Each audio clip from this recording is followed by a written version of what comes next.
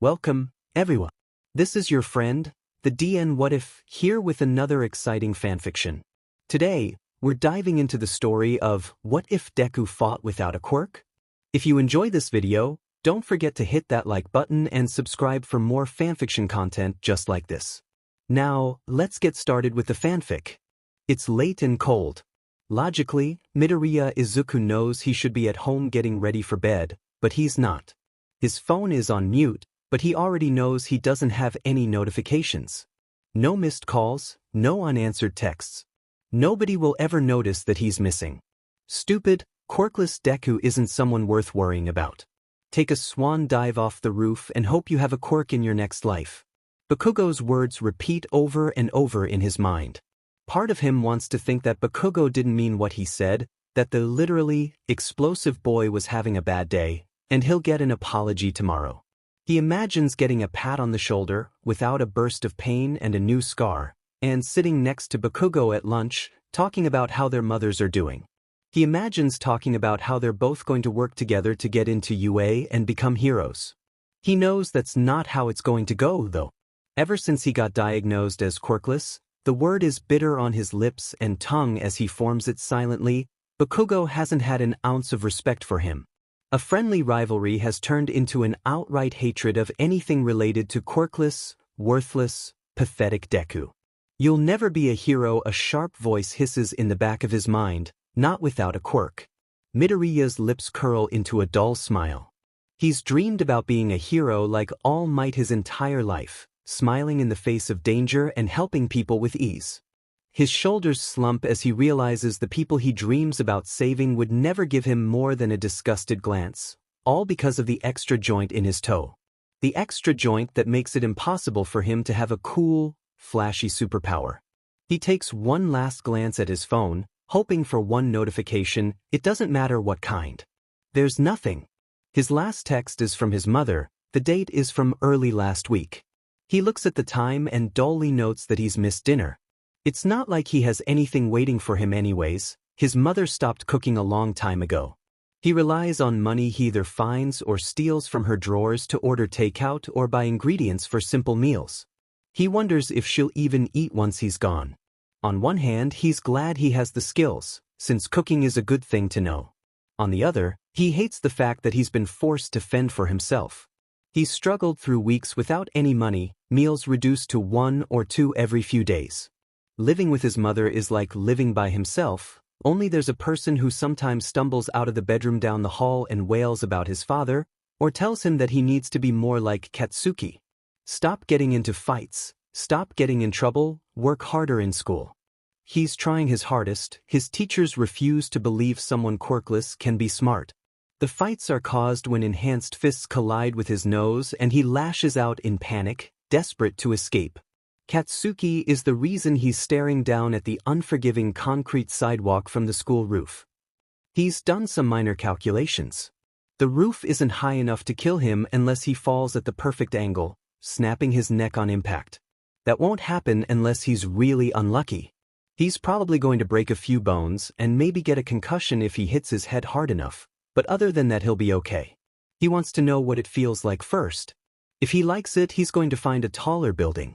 He's going to climb so high up nobody will be able to save him, and then he'll fall. He's going to stay out here all night if he needs to. He hasn't figured out how he's going to manage to walk away, but that's a problem for 5 minutes from now. Midoriya. He slips off his shoes, bright red and worn down. They're the only quirkless shoes he can afford to buy. The materials are cheap but they're okay otherwise. He unties the All Might themed jacket from around his waist and sets it on the rooftop. He doesn't want to think about the hero at the moment, but the jacket is a collector's item. He doesn't even want to think about it splattered with blood and stained with dirt, partially because he's been a fanboy for so long, and partially because it's something he can sell if he survives and things get even worse. He sets his backpack, full of hero analysis notebooks, on top of it. He pauses for a moment before stepping over the railing. Does he really want to do this? Isn't this just proving Bakugo right? He shakes his head. This is the only option for him. His mother is basically a walking corpse. His best friend told him to kill himself. He's covered in scars and bruises, and everything aches. He's tired. He doesn't let himself reconsider before his tight grip on the railing falters and he leans forwards. He plummets, wind whipping at his curly hair and his baggy clothes. The fall feels like eternity, but he knows it only takes a minute or less. There's a sickening crack as he lands on the concrete. His head bounces up once and then falls back down. His limbs make disgusting crunching noises as they make contact with the ground. He opens his eyes once again, finding his limbs contorted into unnatural positions.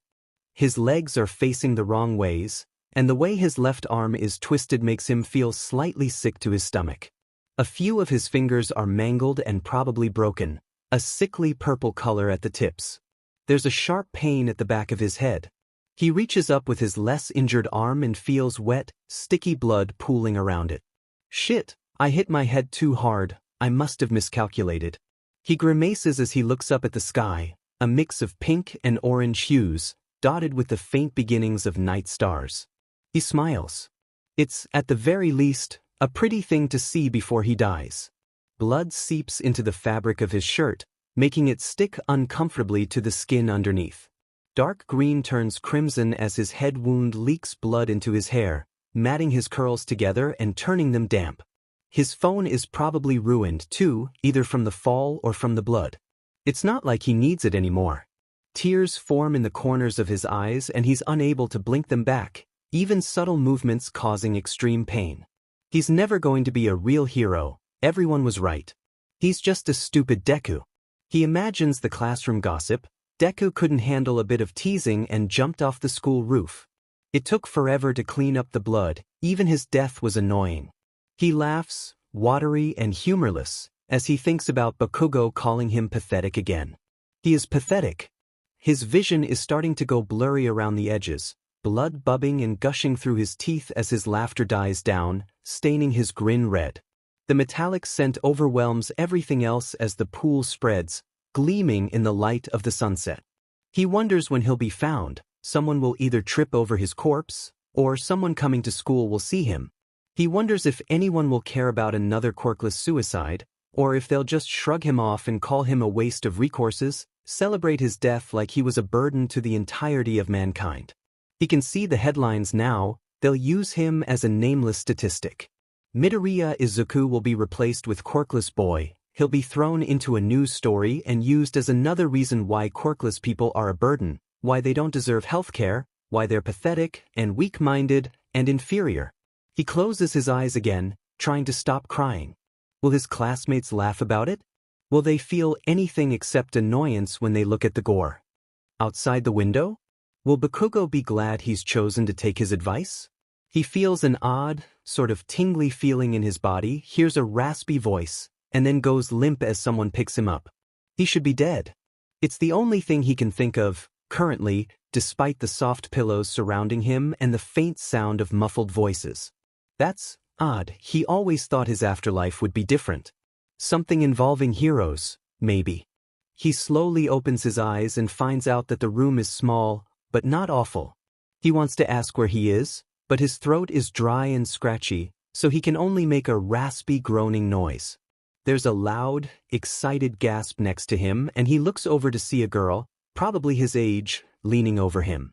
"Ooh, you're up. I'm supposed to give you this." She opens a bottle of water and hands it to him. He takes it gratefully and swallows a few large mouthfuls, soothing his throat. He pulls away once he's hydrated and looks over at the girl again. "What? Tamai? Who are you?" His voice still cracks and scratches, but at least he can form actual words. The last thing he remembers is hitting his head on the pavement and bleeding out in front of his school. And as far as he knows, there's no way a quirkless person could survive a head wound like that unless someone miraculously saved them. Nobody was around to save Izuku Midoriya. The girl leans in even further, her legs swinging as she rests her chin in her palms. Midoriya takes a moment to observe her appearance. She has pale skin and yellow eyes with sharp pupils, as well as messy blonde hair. She's not threatening him, and he can move freely, so he's not going to start panicking yet. "I'm Toga Himiko, and you're a cutie. It was so fun finding you covered in all that blood.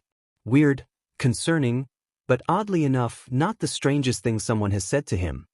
We thought you were dead, but then your body started fixing itself. That's one hell of a quirk, you know. What's your name? Quirk? No, that's not right. He doesn't have a quirk. He has the extra toe joint, and he's never shown any signs of a quirk. How would his body just fix itself? How would he be able to come back to life? Surely this girl is mistaken. She doesn't seem completely stable. Maybe she was imagining things. But that doesn't make sense, because if she was imagining it, he wouldn't be alive. There's no way she could revive him by herself, and as he reaches up to the back of his head, he realizes there's no wounds or bandages. Just old, dry blood making his hair clump together. What the fuck? No, I don't have a quirk. Unless it randomly activated? But why now? Was it because of the fall? But it's never healed any other injuries, so maybe. He trails off when he realizes he's mumbling and then waves his hands in front of him. Sorry. That's a habit. My name is Midoriya Izuku. It's nice to meet you. Okay, introductions are finished. Where am I? Did you bring me here yourself? He asks again, since she never actually answered his first question. Toga shakes her head, hair bouncing as she does. Right? So he's assuming she's not alone. That might make things a little more difficult, but he doesn't think he's in immediate danger. You're with the League of Villains. And nah, twice and Dabi carried you here using Kurogiri's quirk. They're with Shigaraki and I'm on watch duty. The others are somewhere. You'll probably meet them soon. She beams at him and he notices that she has teeth that are almond fang-like, reminding him of a vampire. If you feel like you can stand, I can probably introduce you now. She adds. Midoriya hesitates. Introducing himself to villains seems risky, but it can't be any worse than his life with Bakugo. He adjusts his position and stands slowly. His head still hurts and he stumbles at first, his legs protesting the sudden weight on them, but otherwise he feels okay. He thinks he can probably walk with only minimal discomfort, as long as it's a somewhat short distance. He adds that to his mental notes. Just because he's not dead doesn't mean that all the pain is gone. I think I'm okay, he replies.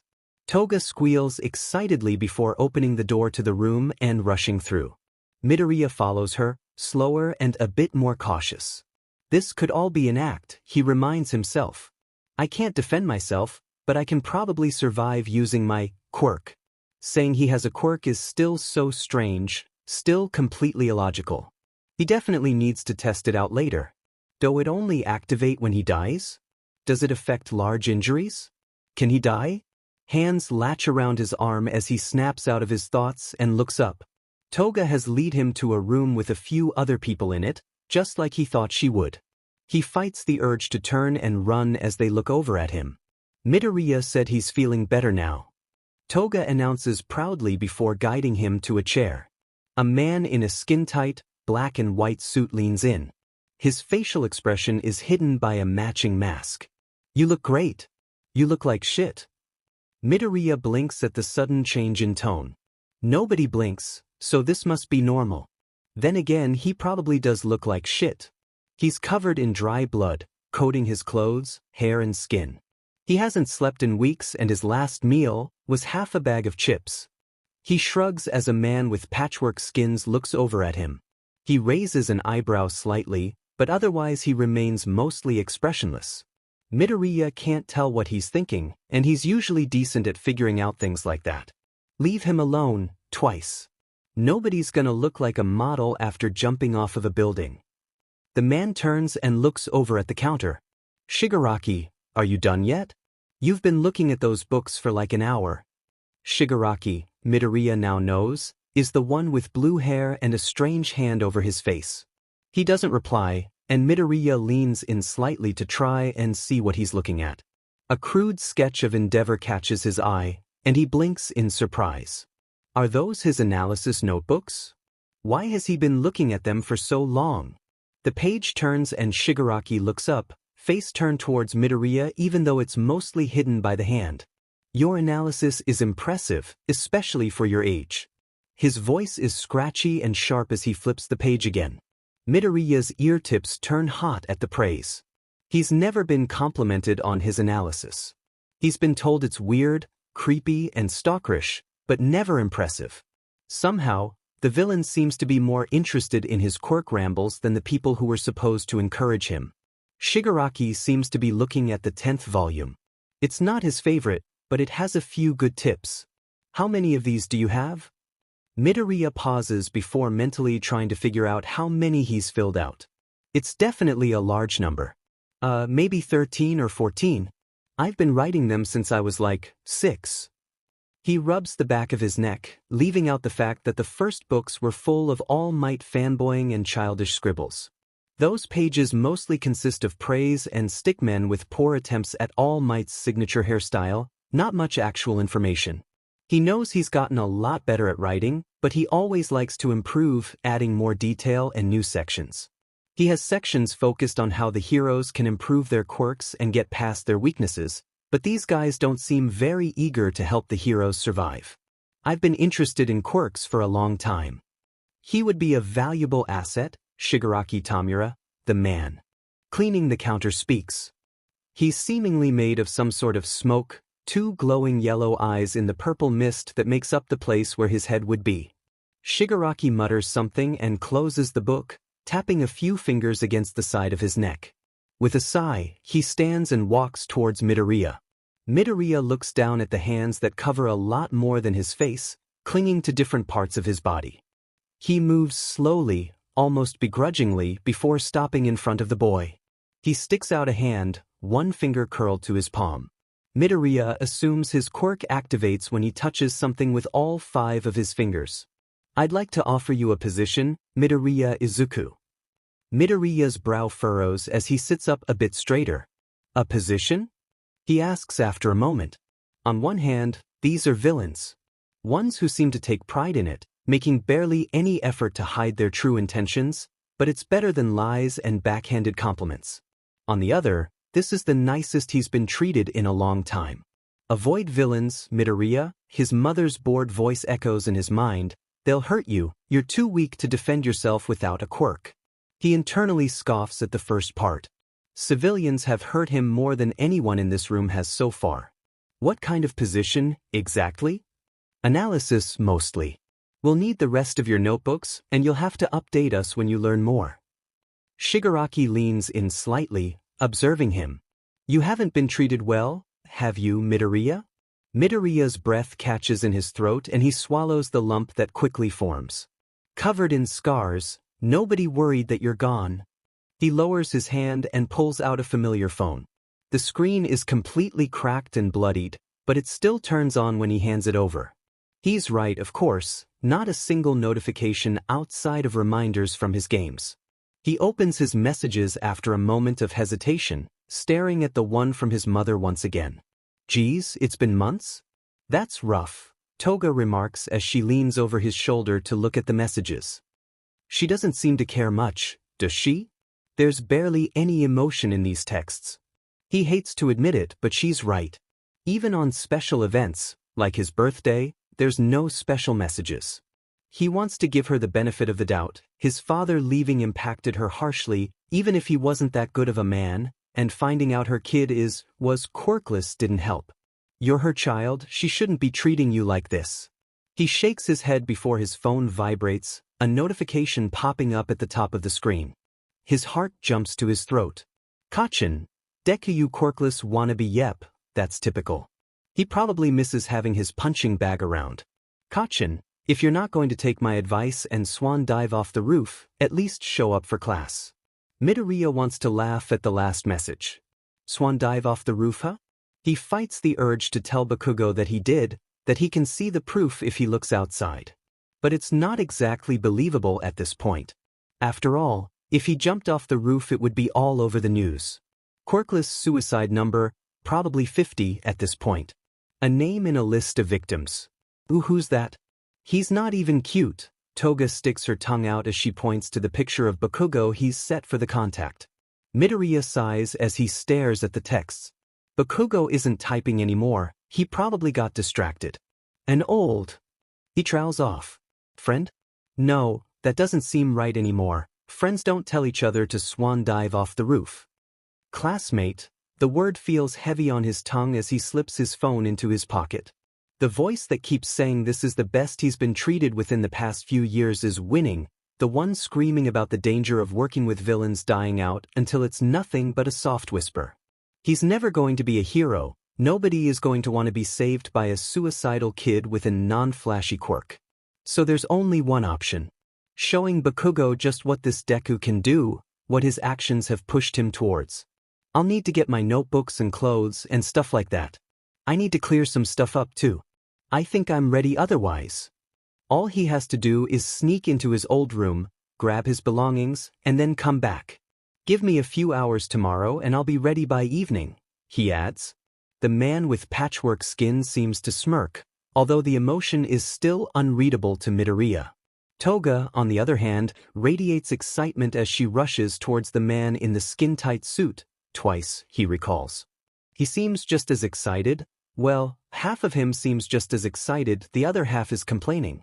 I won't tell anyone about this. Not that I have anyone to tell, he adds, sensing Shigaraki's skepticism. So we have a deal? Midoriya nods, and he can almost feel that Shigaraki is grinning under that hand. Perfect. He turns to the man made of mist and waves his hand.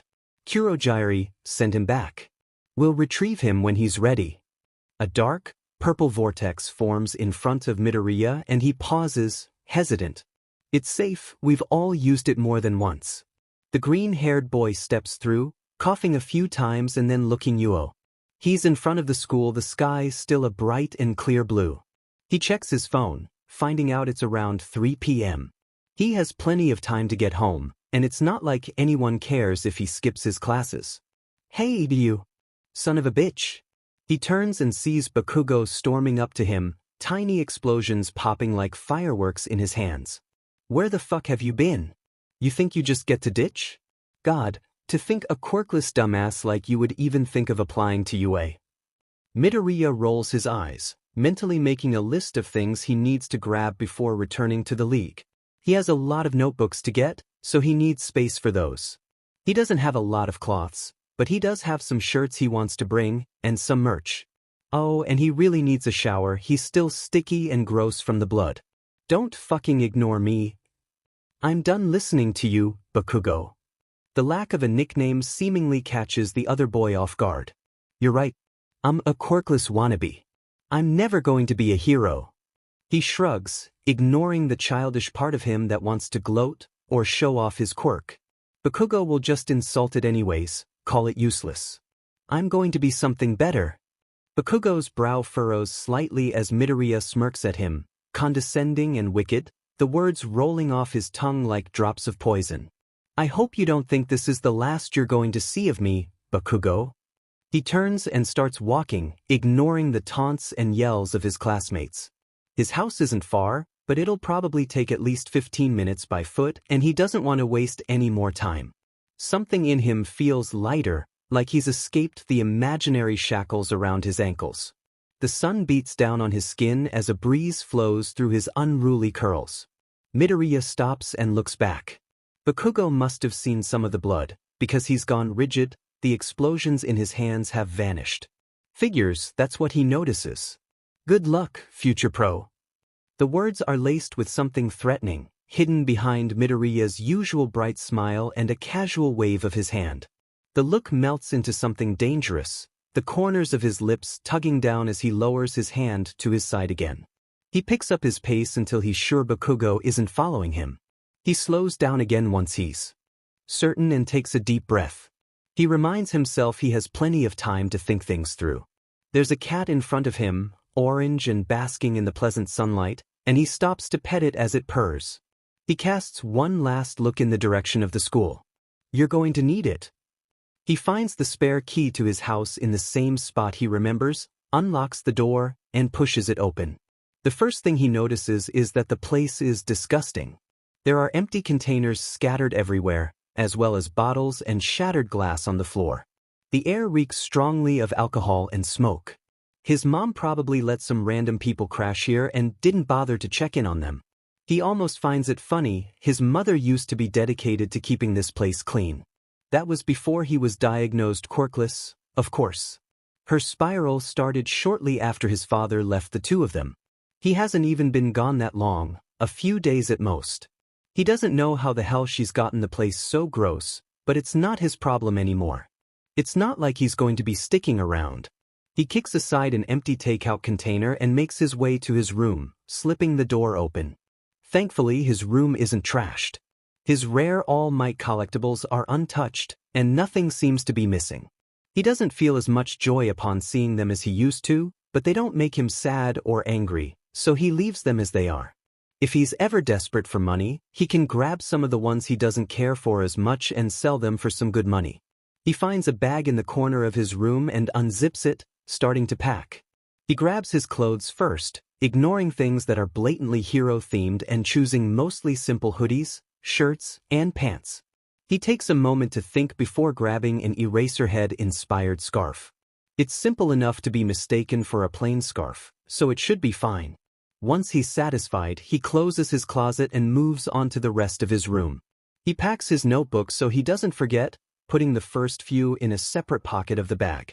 He takes his laptop, some portable consoles, his chargers, and then grabs his only working pair of headphones. They're bright yellow, but any other present mic branding is slightly more subtle. Okay, that's pretty much everything. After he packs, he takes a bit of time to look through his old stuff and look up the value of his All Might figures. Once he's done, he sees that about 2 hours have passed. He still has plenty of time before he meets with the League. He rocks on his heels for a moment before he decides to check on his mom. He closes the door behind him before walking towards her bedroom, his heart pounding in his throat as he opens the door. Mom! Midoriya Inko is lying in her bed, clearly asleep. Midoriya looks at the cluttered mess of a room before spotting something on the floor. He picks it up and realizes, as shards of glass get lost in the carpet, that it's a family picture. His father is included. He feels a pang of sympathy as he approaches the bed and pulls the crumpled blanket over her shoulder, careful not to wake her. He considers taking a nap before his stomach growls, reminding him that he's barely eaten in the past few days. Also, he definitely needs a shower. He heads to the kitchen and opens the fridge, gagging at the smell. He throws out large amounts of rotten produce and questionable leftovers. After he gets rid of everything that would definitely give him food poisoning, he concludes there's nothing decent. He opens the freezer, glad that the smell isn't as bad. He digs through freezer before finding a microwave meal that isn't completely freezer burnt and a single ice cream bar. He opens the ice cream to eat while the food heats up, eating the thing quickly to try and satisfy some of his hunger. He tosses the wrapper in the trash and decides to take a shower while he waits.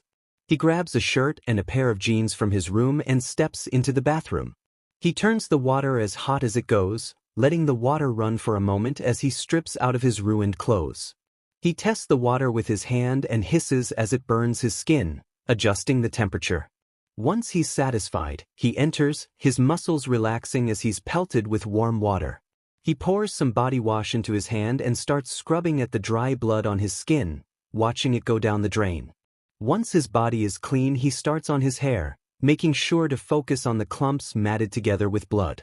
He lets himself relax for a few more minutes before it turns slightly cold and he steps out of the shower. His uniform is covered in blood and grime, no point bringing it with him. He's not going back to school anyways. He changes into the outfit he grabbed before his shower and then wipes at the mirror, foggy from the shower. He brushes his teeth and hair before leaving the bathroom, finally feeling clean. He opens the microwave and grabs a fork that looks clean, practically inhaling each bite. It's not good, but he's so hungry that he doesn't really care. He startles as he hears a loud knock at the front door. Only Bakugo knocks that violently.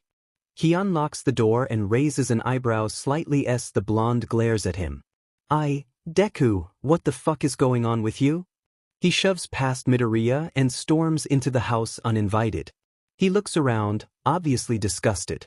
Why is this place such a dump? I thought you were taking care of it.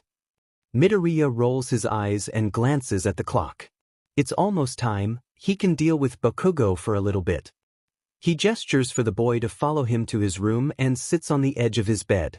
Bakugo looks at the All Might merch and packed bag with a skeptical, confused expression. I'm leaving, Bakugo. He speaks after a minute, not in the mood for small talk. I'm leaving and I'm probably not coming back. Not for a long time. Bakugo is silent for once. I'll be safe though. I'm going to be treated better than I am here. He shrugs and stares down at the floor.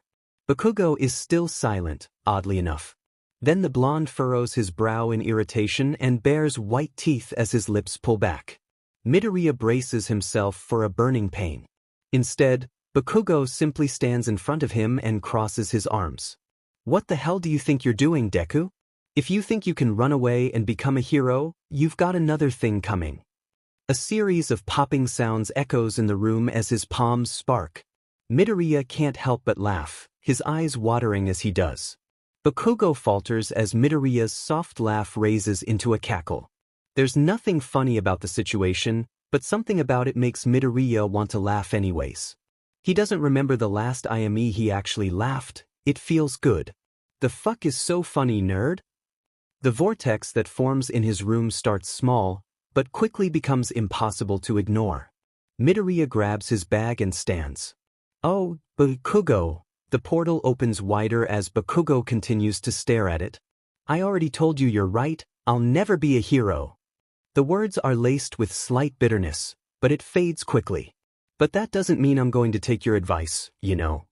He already did, and it wasn't a great experience. The portal is wide enough for him to go through now. He turns back one more time before he steps through, a condescending smile on his face. I've got somewhere to be. It's been fun talking, we should do it again sometime. The warp closes before Bakugo can grab him. Midoriya shivers as he arrives in the League's base again, mostly due to the strange feeling of the portal. He's glad Bakugo didn't follow him. It would be a pain to explain all of this, and the League would definitely not be as welcoming to the explosive boy. Sorry I grabbed so much stuff, I didn't want to risk leaving anything important behind, he says as he unzips his bag and pulls out the stack of notebooks. He adjusts his grip and sets them down on a nearby table, making sure the stack won't fall and create a mess. That's most of them, they should be the ones with actually useful information. Good, leave them there for now, Shigaraki replies. You can put the rest of your stuff in the spare room next to Toga's. Midoriya mumbles a thanks before grabbing his bag and finding the room. It's right next to Toga's overly decorated door, colorful items covering the wood. He opens the door and sets his bag down, glancing around. There's a bed with a sheet and blanket, a few shelves and a desk with some drawers. It's not as big as his old room, but it's not horribly small either. He drops his bag on the bed and starts putting some of his items around the room. His laptop, headphones, and some clothes are soon placed around the room. The rest of his stuff can stay in his bag for now, no need to pull everything out. He exits, closing the door behind him. When he enters the other room again, he's immediately grabbed by Toga. Okay, now that Zuko is gonna stay with us, we should all do introductions. She grins widely before she backs up a few steps and sticks a hand out in front of her. You already know that I'm Toga Himiko. My quirk is transform. It allows me to turn into another person after I consume their blood. I can copy someone down to the tiniest detail, including their voice. I can't copy personalities or anything though. She pouts a bit at the end, then looks over the crowd again. Okay, Shigaraki next. The man looks up with an irritated groan, but eventually he gives in. Shigaraki Tamura. My quirk is decay. It's exactly what it sounds like. As an example, he grabs an empty glass and wraps it in all 5 fingers. The glass turns to dust in seconds, leaving a small pile on the bar. Midoriya shivers as he imagines himself in place of the inanimate object. His quirk seems powerful but dangerous. Luckily, he seems good at controlling it. Maybe, once they trust him more, he can do some experiments with all of them. Make Frankenstein go next, he's being angsty in the corner. The patchwork man glares at Shigaraki. Toga nudges him and he rolls his eyes. Midoriya wonders what happened to cause those scars. Name's Dabi. My quirk is cremation. A small blue flame forms in the man's palm before he extinguishes it. He doesn't say anything else, so Midoriya makes a few assumptions before nodding his head. The rest are off doing something stupid, so Crazy's introduction party will have to wait for a bit. Midoriya catches a glance of the page Shigaraki is looking at and walks over. His notes on Endeavor are admittedly harsh. He's never been a fan of the man, too many civilian injuries, too large of an ego, too focused on overtaking All Might. He seems to value being number one more than being a good hero, which is what Midoriya really hates. The man seems quite rude as well, from what he's observed. He's probably a good target. He sits on the counter and lets his legs dangle. I don't know how Endeavor is the number 2 hero. He values fame and power way more than helping people. He catches Dabi staring at him, but the man looks away before he can comment on it. You probably can't kill him without causing a big scene, but I've got a ton of his weaknesses written down, and I might have made a plan to ruin his career, but I never went through with it. He points at a list, followed by a few paragraphs. This part is a bit biased, but I guess I can't be objective all the time. A career-ruining plan? You really hate this guy. Shigaraki smirks as he looks over to the weaknesses. So he's your All Might, then, he mumbles. Have you ever met him? Midoriya tilts his head slightly. He's never gotten up close to an Endeavor fight, too worried about injuries. Even on TV and the internet, he finds them hard to watch all the way through. There's usually a lot of screaming in the background, plus he can only look at Endeavor's ugly facial hair for so long. He shakes his head slightly once he finishes thinking. Nah, but I've watched a lot of hero fights online. His are difficult to sit through, but I've tried to gather as much information as possible. The next page is about his fighting style more in depth, by the way. Shigaraki's hand-covered face turns away from his after a second of silence. Honestly, I've always been interested in the other heroes more than him, so his information is a bit lacking. Shigaraki mumbles something like, detailed enough, as Midoriya hops off the counter. I should unpack the rest of my stuff, but feel free to ask any questions about those. No, but I've watched a lot of hero fights online. His are difficult to sit through, but I tried to gather as much information as possible. The next page has in-depth information about his fighting style, by the way. Shigaraki turns away after a second of silence. Honestly, his information is probably a bit lacking. He's never been a hero that I really like, so I did the bare minimum for him. Then again, the bare minimum for him is still quite a lot for other people. I should finish unpacking. Feel free to ask any questions about those. Toga watches him leave, already forming her newest plan. Toga Himiko is smarter than she seems, so she thinks she knows exactly what Midoriya is hiding. Sharp smiles a bit too wide to be genuine and a dullness to the green of his eyes. He's obviously been through some stuff.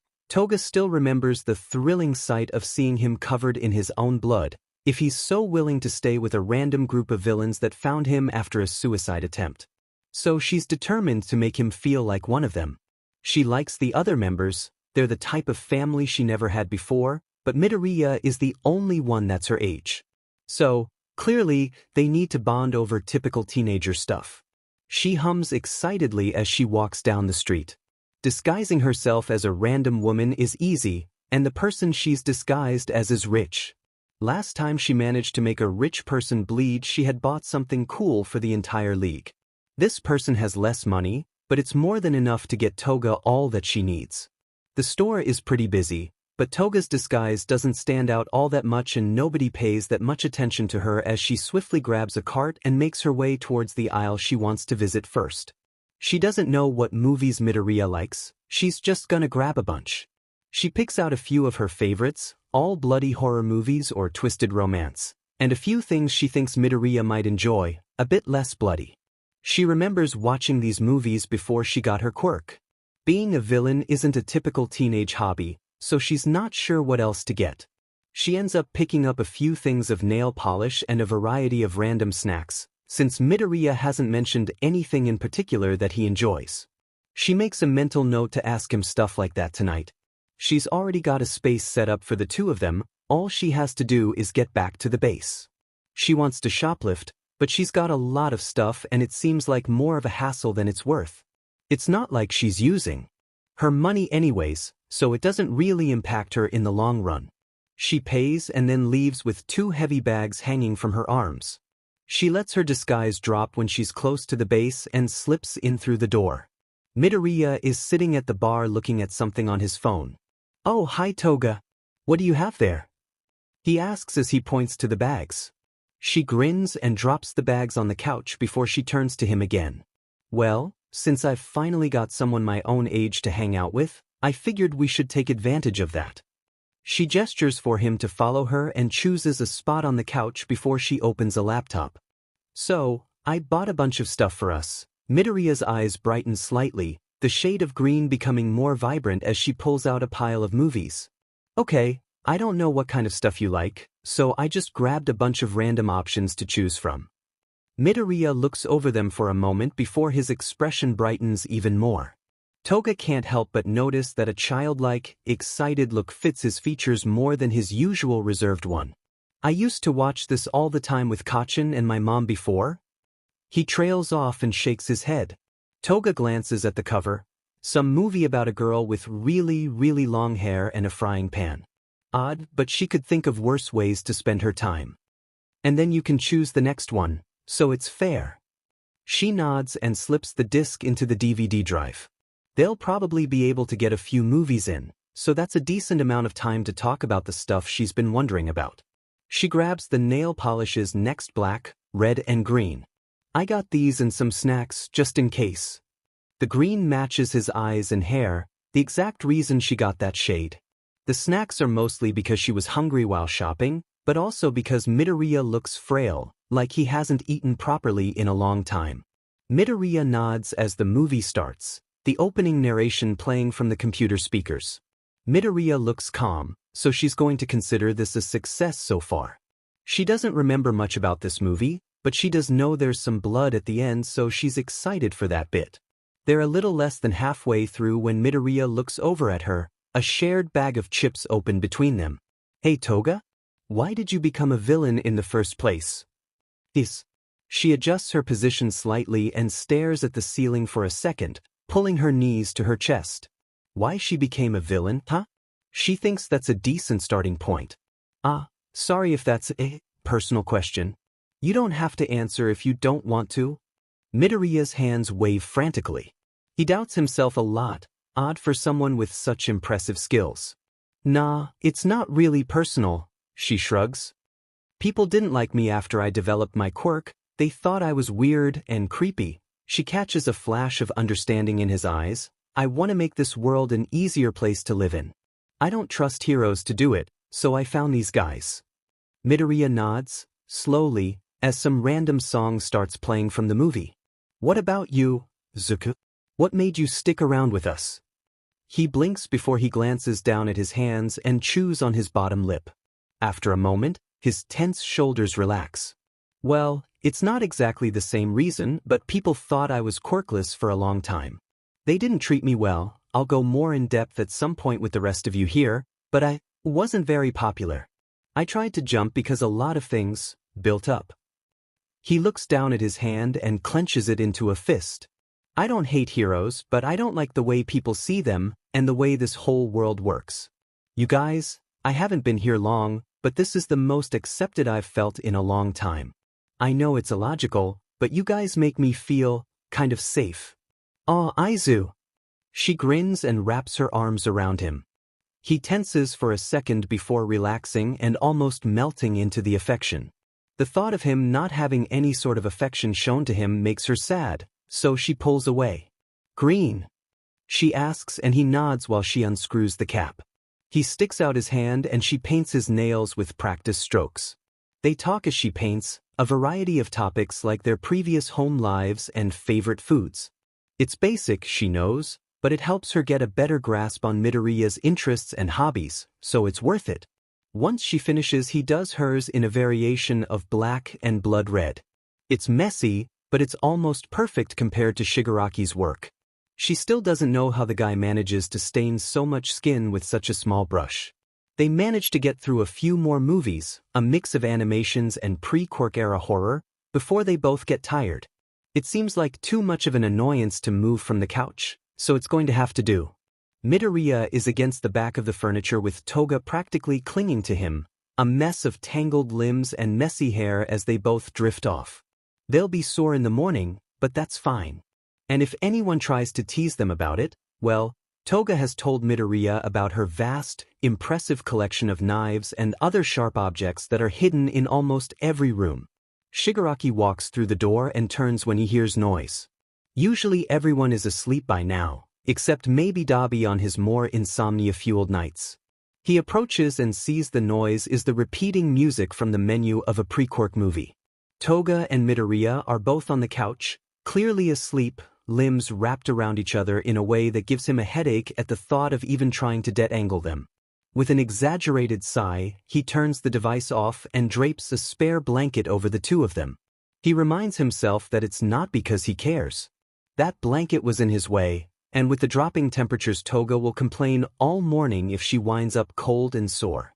He especially doesn't pay attention to the way both of them look so young, too young to be in this sort of place.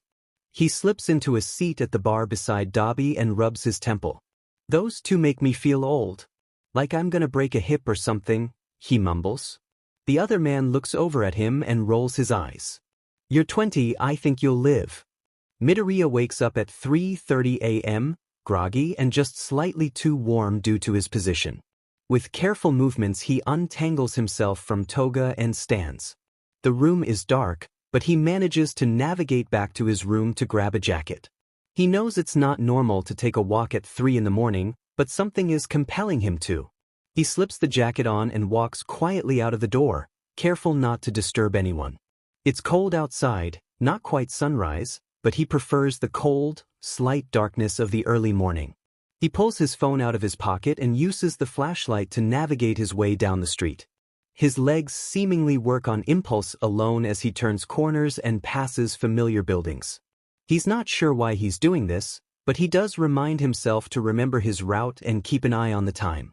The last thing he wants is to freak the others out when they wake up and find him missing. The streets are mostly empty except for a few people getting ready for early work shifts. He doesn't pay much attention to them and they seem to ignore him as well. Good, he doesn't want to stop to have meaningless small talk with a stranger. He's still tired, but his mind is starting to clear up. He wishes he brought some of his money. A few places are open and he could really go for something to drink. The familiar entrance of the school makes him pause. What if someone sees him? His mother probably hasn't reported him as missing, so the teachers will probably think he just ditched for a few days. But it is a Sunday, and it's early enough that nobody is out here yet. Besides, it feels anticlimactic to walk all the way here and then walk off because he's worried about being noticed. With a sharp inhale, he moves forwards and finds his way up to the roof again. A bit of climbing later, he sets foot on the roof and sighs. The rapid beating of his heart calms down a bit. Last time he didn't really appreciate the view until he was already on the ground, so he sits on the railing. The darkness makes it hard to make out details, but it feels nice. It's cold, but not that unpleasant cold that makes his nose run and his limbs shake. He tightens his grip on the rail and lets his legs swing. He has no intentions of falling this time. He just wants to think about how he got into his current situation. Just a few minutes of fresh air, and then he's going to head back before he worries any of the others. The sound of footsteps makes him freeze and he glances behind him. "Any particular reason you're up here so early, kid?"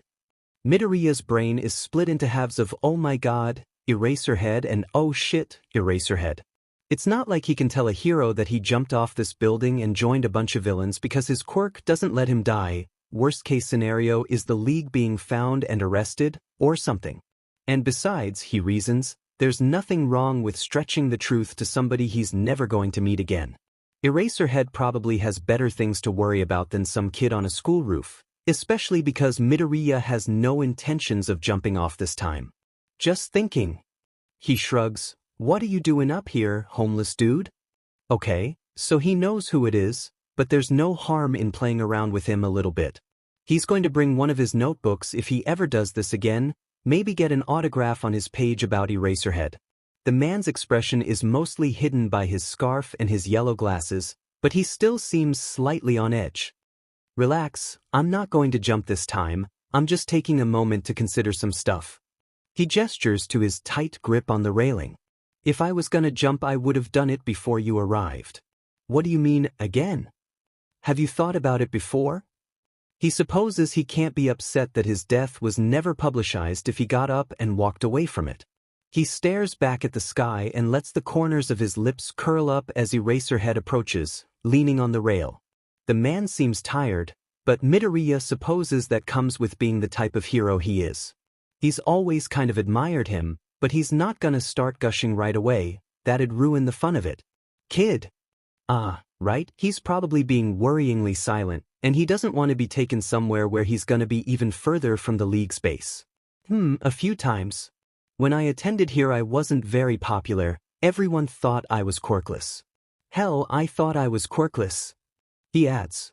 He doesn't need to dive into his trauma, but he can give a few sparing details. Everyone told me that I was useless, and that I'd never be a hero, he huffs out a laugh. I guess they were right, my quirk isn't useful enough to be a hero. Having to die to activate his quirk makes it dangerous to use during battle, and it's not flashy like Bakugo's or All Might's. Then again, I guess I owe it to this place for helping me discover my quirk. What's your quirk? Eraserhead asks, and he hops off the rail so he can lean over and point down at the sidewalk. It's too dark to see it, but he knows it's still not fully faded away.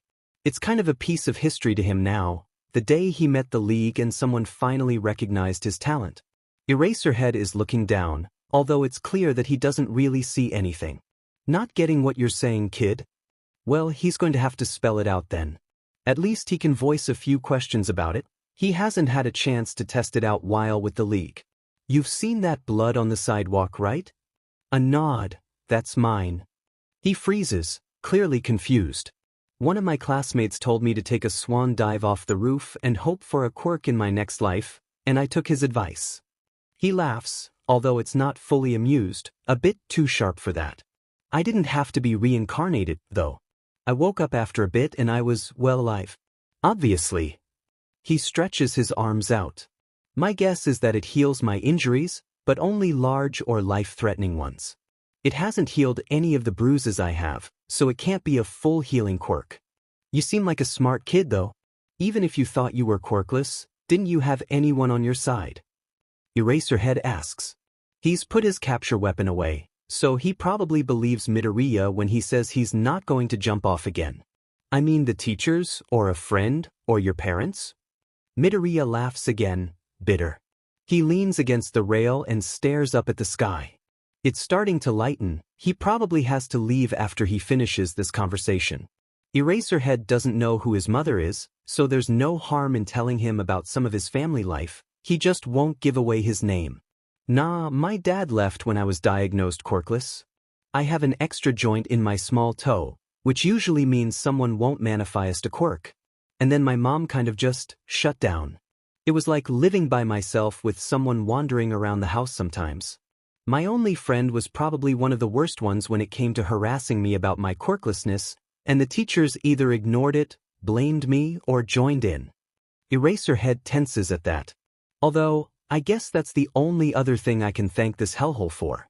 A group of people found me after I jumped, and they've treated me the best I've been treated in a long time. He smiles, and then pulls his phone out of his pocket to check the time. He swears and jolts upright.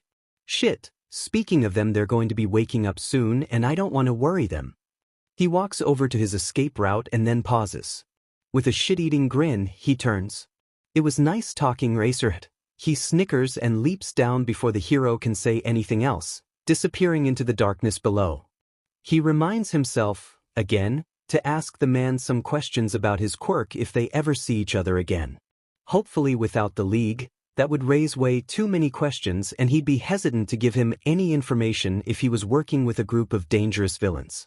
Aizawa stares at the spot where the kid with green hair stood just a moment before. The kid was clearly smart, with his analysis of his quirk and his knowledge of Eraserhead despite him being an underground hero. He sighs and rubs his temple. He's too tired to think about this right now. All he wants to do is get back home and persuade his husband to stay in bed for another hour or two. Maybe pet their cats for a bit before he has to get up and actually do things and get ready for the rest of the day. He really needs some coffee. Midoriya enters through the door and is almost immediately tackled by Toga. Zuko! She yells loud enough that he winces and clenches his teeth. When I woke up you were gone, And nobody could find you. A pang of guilt jolts through him. He didn't want to worry any of them, but he did anyways. What happened? She looks him in the eyes and he rubs the back of his head with a nervous smile. Toga's grip on him is tight, so he's probably not going to escape this unless he tells her. He's still a little excited from his encounter with Eraserhead, so it takes a second to collect his thoughts. Nothing happened. I just woke up and went for a walk earlier this morning to clear my thoughts. Sorry for worrying you. Seemingly satisfied, Toga releases him from the elongated hug. He's trying to regain a bit of feeling in his body when 4 fingers land on his head and ruffle his already messy hair.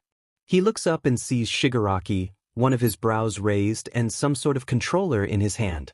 He doesn't have anything hiding his face, and he looks more normal than Midoriya thought he would, besides really dry skin and a few scars. The blue-haired man pulls back and shoves his hand into his pocket before he speaks. Don't go running off on your own, brat. There's no real malice in the nickname, Midoriya quickly figures out, so he doesn't mind it. Now come on, I'm about to beat Toga's ass in Mario Kart. Toga yells out a protest about how she's going to beat him this time, and Midoriya smiles as he trails after the two of them. Dabi is already in the room, and he can spot Kurogyari at the bar, where he usually is. Besides them, he sees the man in the black and white suit he's met once or twice before and someone in a mask he doesn't quite recognize. Alright, you've seen twice before, and this is Mr. Compress. He gestures to each person respectively and Midoriya waves. The man Shigaraki introduced as twice approaches first. It's great to meet you. No, it's not. He's sticking out a hand, so Midoriya shakes it with a bit of hesitation. Toga whispers something about getting used to it as the other person approaches him. He's tall and most of his features are hidden, but Midoriya surprisingly doesn't find himself very intimidated. The man has one of his hands clasped around something that Midoriya can't see, and the other positioned under his chin as he seems to observe the young teen. You must be our newest member. Kurogyari showed us some of your work. It is truly impressive. Midoriya's face goes from a somewhat pale color to a vibrant shade of red as he shrugs and stumbles on his words as he tries to downplay his talent. Don't be humble, your work is comparable to someone with a powerful analysis quirk. Midoriya grins wide at that. He's always been told his notes were weird, or creepy, not interesting. Here, hold out your hand. He does so and feels something smooth and cool land in his palm. He looks down and sees a marble, a pretty shade of blue and slightly shiny, resting on his hand. Consider it a gift. Whoa, thank you, sir. Shigaraki rolls his eyes and brushes past them before taking a seat on the couch, holding the controller in a practiced grip that doesn't decay it from his touch. Dabi is sitting beside him, with Compress and Toga on one side and Midoriya and Twice on the other. If you told a past Midoriya Izuku he was going to be sitting around with a bunch of villains, watching two of them argue over Mario Kart, then he'd probably call you crazy, but now it feels oddly normal. Sort of family-like. Shigaraki seems to be more practiced than Toga, but she seems determined to beat him. Alright, Toga, you remember the arrangement, right? Shigaraki asks before they start the first match. You win, you get to stab Dabi for a whole week. The dark-haired man glares at him but mostly gets ignored. I win, you can't stab any of us. Well, besides Twice, he's probably fine with getting stabbed. Twice flashes a thumbs up and Toga beams at him before adjusting her grip. She nods and the game starts. Midoriya hasn't played much, his mother never really got him games, but he catches on pretty quick. They're a few minutes in before the commentary starts. Wow, Toga, you fucking suck at this. Toga juts out her bottom lip. No, I don't. You're just some sort of nerd who hides away in his dark room instead of talking to people. That's why you're so good. Shigaraki doesn't respond as he easily passes her. His focus doesn't slip and Midoriya finds himself engaged as he watches their characters attack each other. Toga ends up losing that round, but she wins the next. Followed by Shigaraki winning again, then her, then Shigaraki for a best out of 5. I can't believe you beat me again. She leans back and pouts. If Twice wasn't around I'd probably starve to death. You're such a dick. Shigaraki is fiddling with his controller and he shrugs as he glances up at her again. Maybe you should practice some before you challenge me, wannabe vampire. She throws one of her knives at him and he ducks. The blade clatters to the floor and Toga sinks into the couch with a whine of defeat. Midoriya makes a mental note to ask her about her knives again. He wants to make a list of them for personal safety and he counted maybe 15 personalized blades in the kitchen alone, not adding in the normal knives used for food. He's pretty sure she's got more in this room too, but he wants to wait and see where they are. I'm still bored. Wanna do a few rounds of another game? Toga considers it, tapping a finger to her chin, before she nods and selects a fighting game Midoriya hasn't heard of from the pile of cases in front of them. They're about 10 minutes into the new game, one that Toga is a bit better at, before Dabi turns to him. Hey Midoriya? Midoriya looks over and tilts his head slightly. Why'd you jump?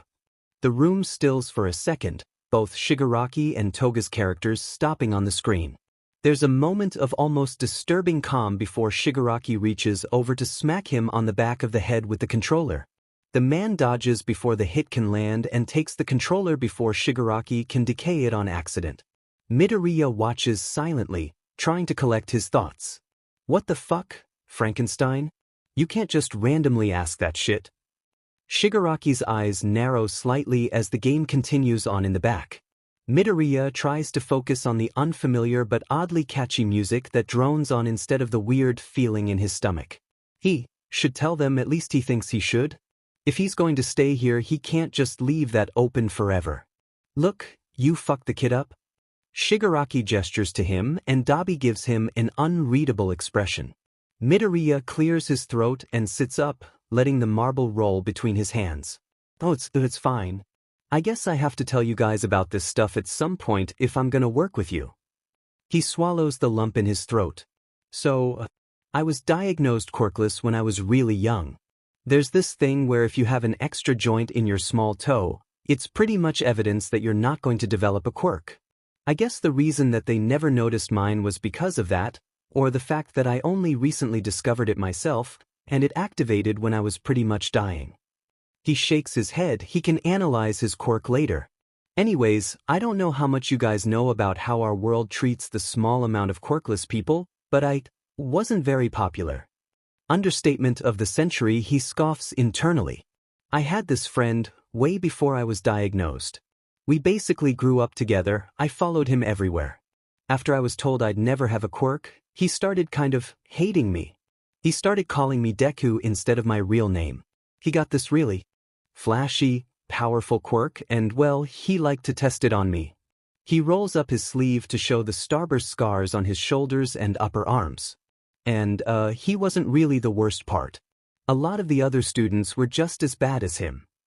His arms seem to ache even though he knows the scars he has are years old and basically completely healed. They left red spider lilies on my desk, sometimes.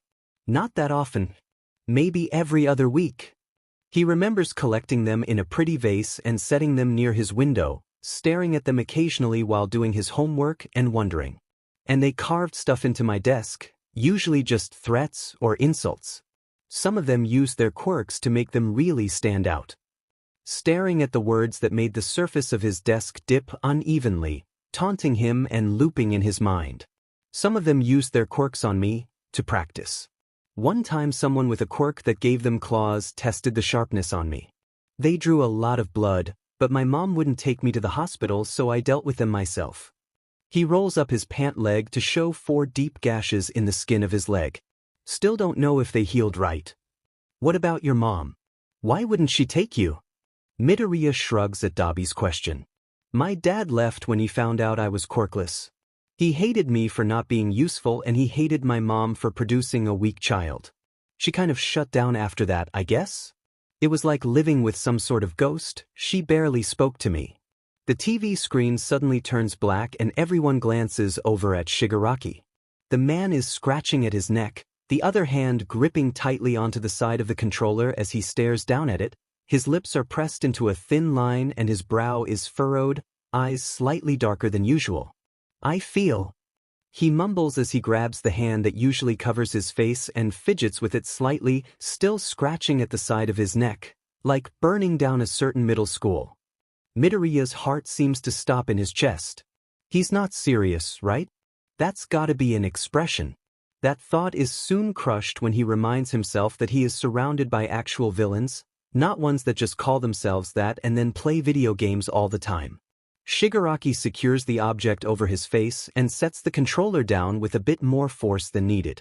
Midoriya's desperate cry of, "No," is drowned out by chants of agreement. "You cannot burn down my middle school because I was bullied." It's not a normal sentence, but considering Midoriya's circumstances, it's not all that shocking to him. "Aizu, we're villains, we can do pretty much anything we want." Toga grins. "Besides, don't you want to see the pretty blood of those pathetic teachers stain the floors red?" Part of him wants to scream that nobody deserves that they can deal with this in a very rational way that involves. What does this usually involve? Lawyers? Do these guys even have lawyers? But a smaller, vocal part of him whispers that yes, he does want the people who stood by and watched as he was burned and suicide-baited and tormented to feel how he did. You can't just barge into this, you know. He settles by Shigaraki and pulls out an old sketch of the layout of the school. It's rather complex. He made it during his free time there when he wasn't being attacked. "I don't want any students to be hurt. Everyone who harassed me has already left that place except the teachers. The kids attending now don't have anything to do with this, but he knows only 1 or 2 of his previous teachers have settled down and retired due to social media updates from them and the school itself. The best time to go would be 6 or 7 at night. They hold tutoring sessions for basic subjects and Quirk usage, but they end at 5:30. The teachers stay another hour or 2 to do paperwork and stuff. Most of his memorization comes from hiding in empty classrooms as the worst of his tormentors leave, and then dodging teachers who automatically saw the weird quirkless kid after hours and assumed he was up to no good. Where's the best place to enter? Compress asks, and Midoriya glances down at the drawing. The front entrance will be too obvious. There's a back door here, he points, and here. I'd say the first one is better because it's got less rooms around it, so it's less likely we'll be automatically spotted. He rubs the back of his neck. There are alarms, but they're kind of faulty. They barely went off half the time. If I can mess with the wiring a bit, I can probably solve that problem. It's like the majority of his brain takes over again because he shakes his head and backs away. But we are not burning it down. Do you know how much trouble we could get in if we do that with people inside? He runs a hand through his hair and bites down on his bottom lip. He can't go to jail. He's not cut out for jail. The others don't seem to pay him much thought as they continue making a route using his drawing, muttering tips or arguing over certain stages of the plan. Great, he thinks sarcastically, they're not even listening to me. Midoriya slumps his shoulders as he listens to the others talk, slightly muffled as he zones out. He comes back to Toga poking his cheek repeatedly and gently pushes her hand away. You said it was all of your teachers, right? We need names. Dabi says once it's clear he's focused again. Midoriya rolls his eyes and writes down every name he can remember, a rather long list. Dabi looks it over and nods slightly before he mumbles something to Shigaraki. The blue-haired man scratches slightly at his neck before he stands and turns to exit the room, face obscured by that same odd hand that the teen has slowly grown used to seeing. Midoriya sighs and grabs one of his dark hoodies and the eraser-head scarf from his room. He wants to protect his face, sue him. Besides, Shigaraki likes Eraserhead, thinks he's cool, so it's whatever. Once he's got his stuff ready, a flashlight and his darkest clothes, he checks the time. It's 5:30, so he's got maybe an hour and a half to regret every life choice that's led up to this moment. He falls into his bed and hides his face in his hands with a groan. His heart is already racing, despite the fact nothing has happened yet. He doesn't know why spilling his guts to a bunch of villains seemed like a good choice. Maybe because he trusts them. It's funny to say that he trusts a bunch of people planning to burn down a middle school more than the woman who raised him, but hey, sometimes shit just turns out like that. He wastes the rest of his free time listening to music and reading some random article about Best Jeanist's latest battle. He's only aware that the time has passed when Shigaraki knocks on the door. You better be awake, brat, we're leaving. He slips on the hoodie and scarf and slips his phone into his pocket before he sighs and opens the door. You look like Eraserhead's even more tired love child. Good enough, come on. Midoriya follows after him, The others are dressed in their usual attire, and Toga takes one look at the jacket and scarf combo Midoriya has and grins wide, showing off sharp teeth as she surges forwards and pokes him in the chest with raised eyebrows. Dabi takes one look at her and gets a knowing look on his face as she giggles. Oh, an Eraserhead fan? Maybe Shiggy will show you his secret closet shrine. She leans in. It smells like vanilla in there. He has merch that I didn't know existed, she whispers. Midoriya coughs to keep from laughing as Shigaraki swears at her and she laughs, dodging his 4 outstretched fingers and slipping behind twice back to hide. Her chin settles on his shoulder and she sticks her tongue out. Shigaraki grumbles under his breath as they follow after him. Toga is talking with Twice about something, Compress is going over the plan with Dabi, and Shigaraki is leading. Midoriya wonders if he can just book it and hide. No, too risky. He occasionally snaps out of his terrified thoughts to tell Shigaraki about a different path that's less likely to get them spotted, or add more information to something Toga is talking about. He feels sweaty, even though he's still kind of cold despite his thick hoodie and scarf. He fidgets with the soft, smooth fabric of the merchandise as the group continues to walk. He knows, just by a simple glance up, that they're getting closer. By the time he can see the outline of the building in front of them, he feels like he might vomit or cry. Maybe a little bit of both.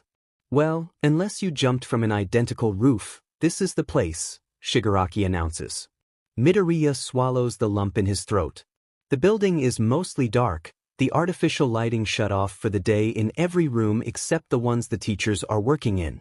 It's so familiar, but it doesn't make him feel warm and fuzzy like watching an old favorite show does, or finding a favorite childhood book or toy. It makes his stomach churn and wrap itself into knots as he twists his fingers together. It's fine, he reassures himself. Maybe someone will see us and chase us off and they'll forget this whole plan. It's a stupid thought. There's no way a civilian will be able to get the whole group away from the school. Maybe he thinks he should just let this happen. They let him suffer through all of that. They let Bakugo and his friends burn and scar him. Now that he knows he's not quirkless, he wants to rub it in their faces. He wants to show them that they were wrong about him and spit in their faces. A grin spreads over his face under the scarf. He wonders how many of them will try to apologize or beg. He doesn't know if he can forgive any of them, not when he thinks of the spider lilies and burnt desks. Just go with it, his thoughts whisper, and he doesn't argue. Dabi's arms engulf in bright blue fire and Midoriya shakes off the last of his nerves. They're really doing this. It's easy to navigate down the halls of the school. The layout hasn't changed much and, after a few close calls, they've already reached the floor where most of the offices are. Midoriya remembers these rooms from being called to them for cheating, scoring higher than Quirk students on his tests, or starting fights, not getting his face beaten in. The nameplates on each door match his list. We'll go in order, he mumbles as he looks down at the list of names. The first on the list, and the first office, is his principal. He's an older man, with gray hair and a quirk that makes him able to project his voice. He's not much of a threat, he's never been much of a fighter. Midoriya remembers he usually relied on the words of the teachers and students and never gave Midoriya a chance to explain himself. He tells the others the information he has before slowly, carefully opening the door. Hello? Who's there? His voice is raspy from years of smoking. Show yourself or I'll call for someone. Midoriya nods at Toga and she leans towards the old man. You don't want to do that. Toga lunges forwards and slashes her knife across his cheek. His eyes widen as blood beads on his skin due to the somewhat deep cut. Toga takes the chance to turn into him, a perfect replica, before she finishes him off by dragging the knife across his throat. Crimson pours over his pale skin and the dark fabric of his suit as his eyes dull. Midoriya shivers. He's never seen anyone die like this before.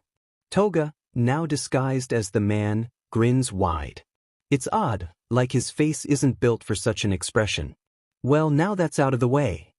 Midoriya nods and crosses his name off.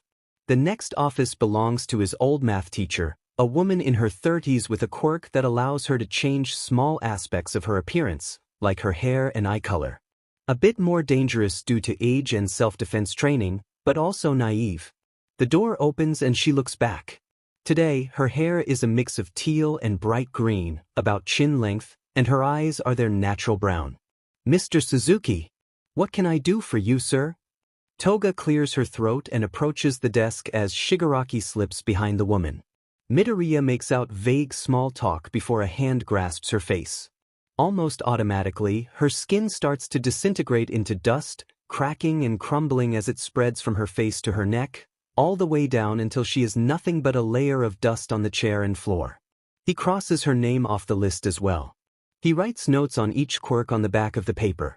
He wonders how much blood Toga needs as she kills off another teacher, white hair, maybe mid-20s, who screams bloody murder as the knife is buried into his chest.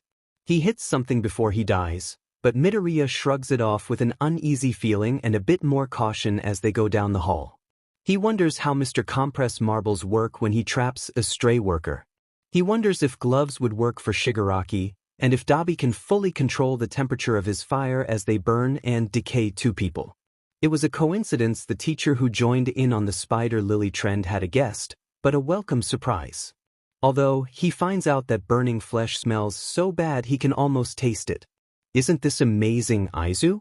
This is what it's like really being a villain. The air smells like dust, blood and smoke, but it barely bothers him anymore. He thinks this is what revenge smells like, bitter but exhilarating. He paces down the hall, scratching off another name off the list. They're almost halfway done already, and Dabi and Shigaraki are talking about how they're gonna celebrate when they finish.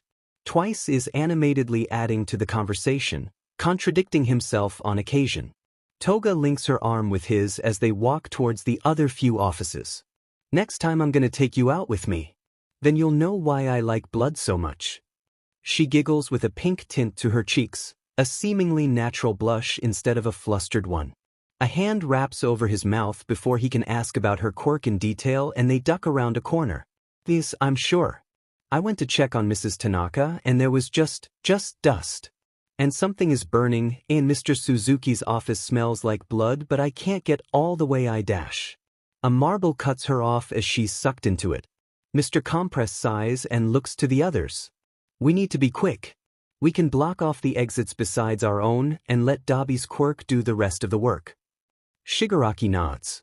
Toga, Twice and Midoriya will handle the ones that way, and we'll do these ones over here. Meet outside when you finish. Try to make it as quick as possible. Twice nods and salutes as Toga grins and waves her knife, letting her disguise drop. We'll go super fast. We're gonna take hours. Toga drags the two of them off and they start gathering objects for barricades. Once they're gathered, Midoriya notes there's a workshop on this floor they can use.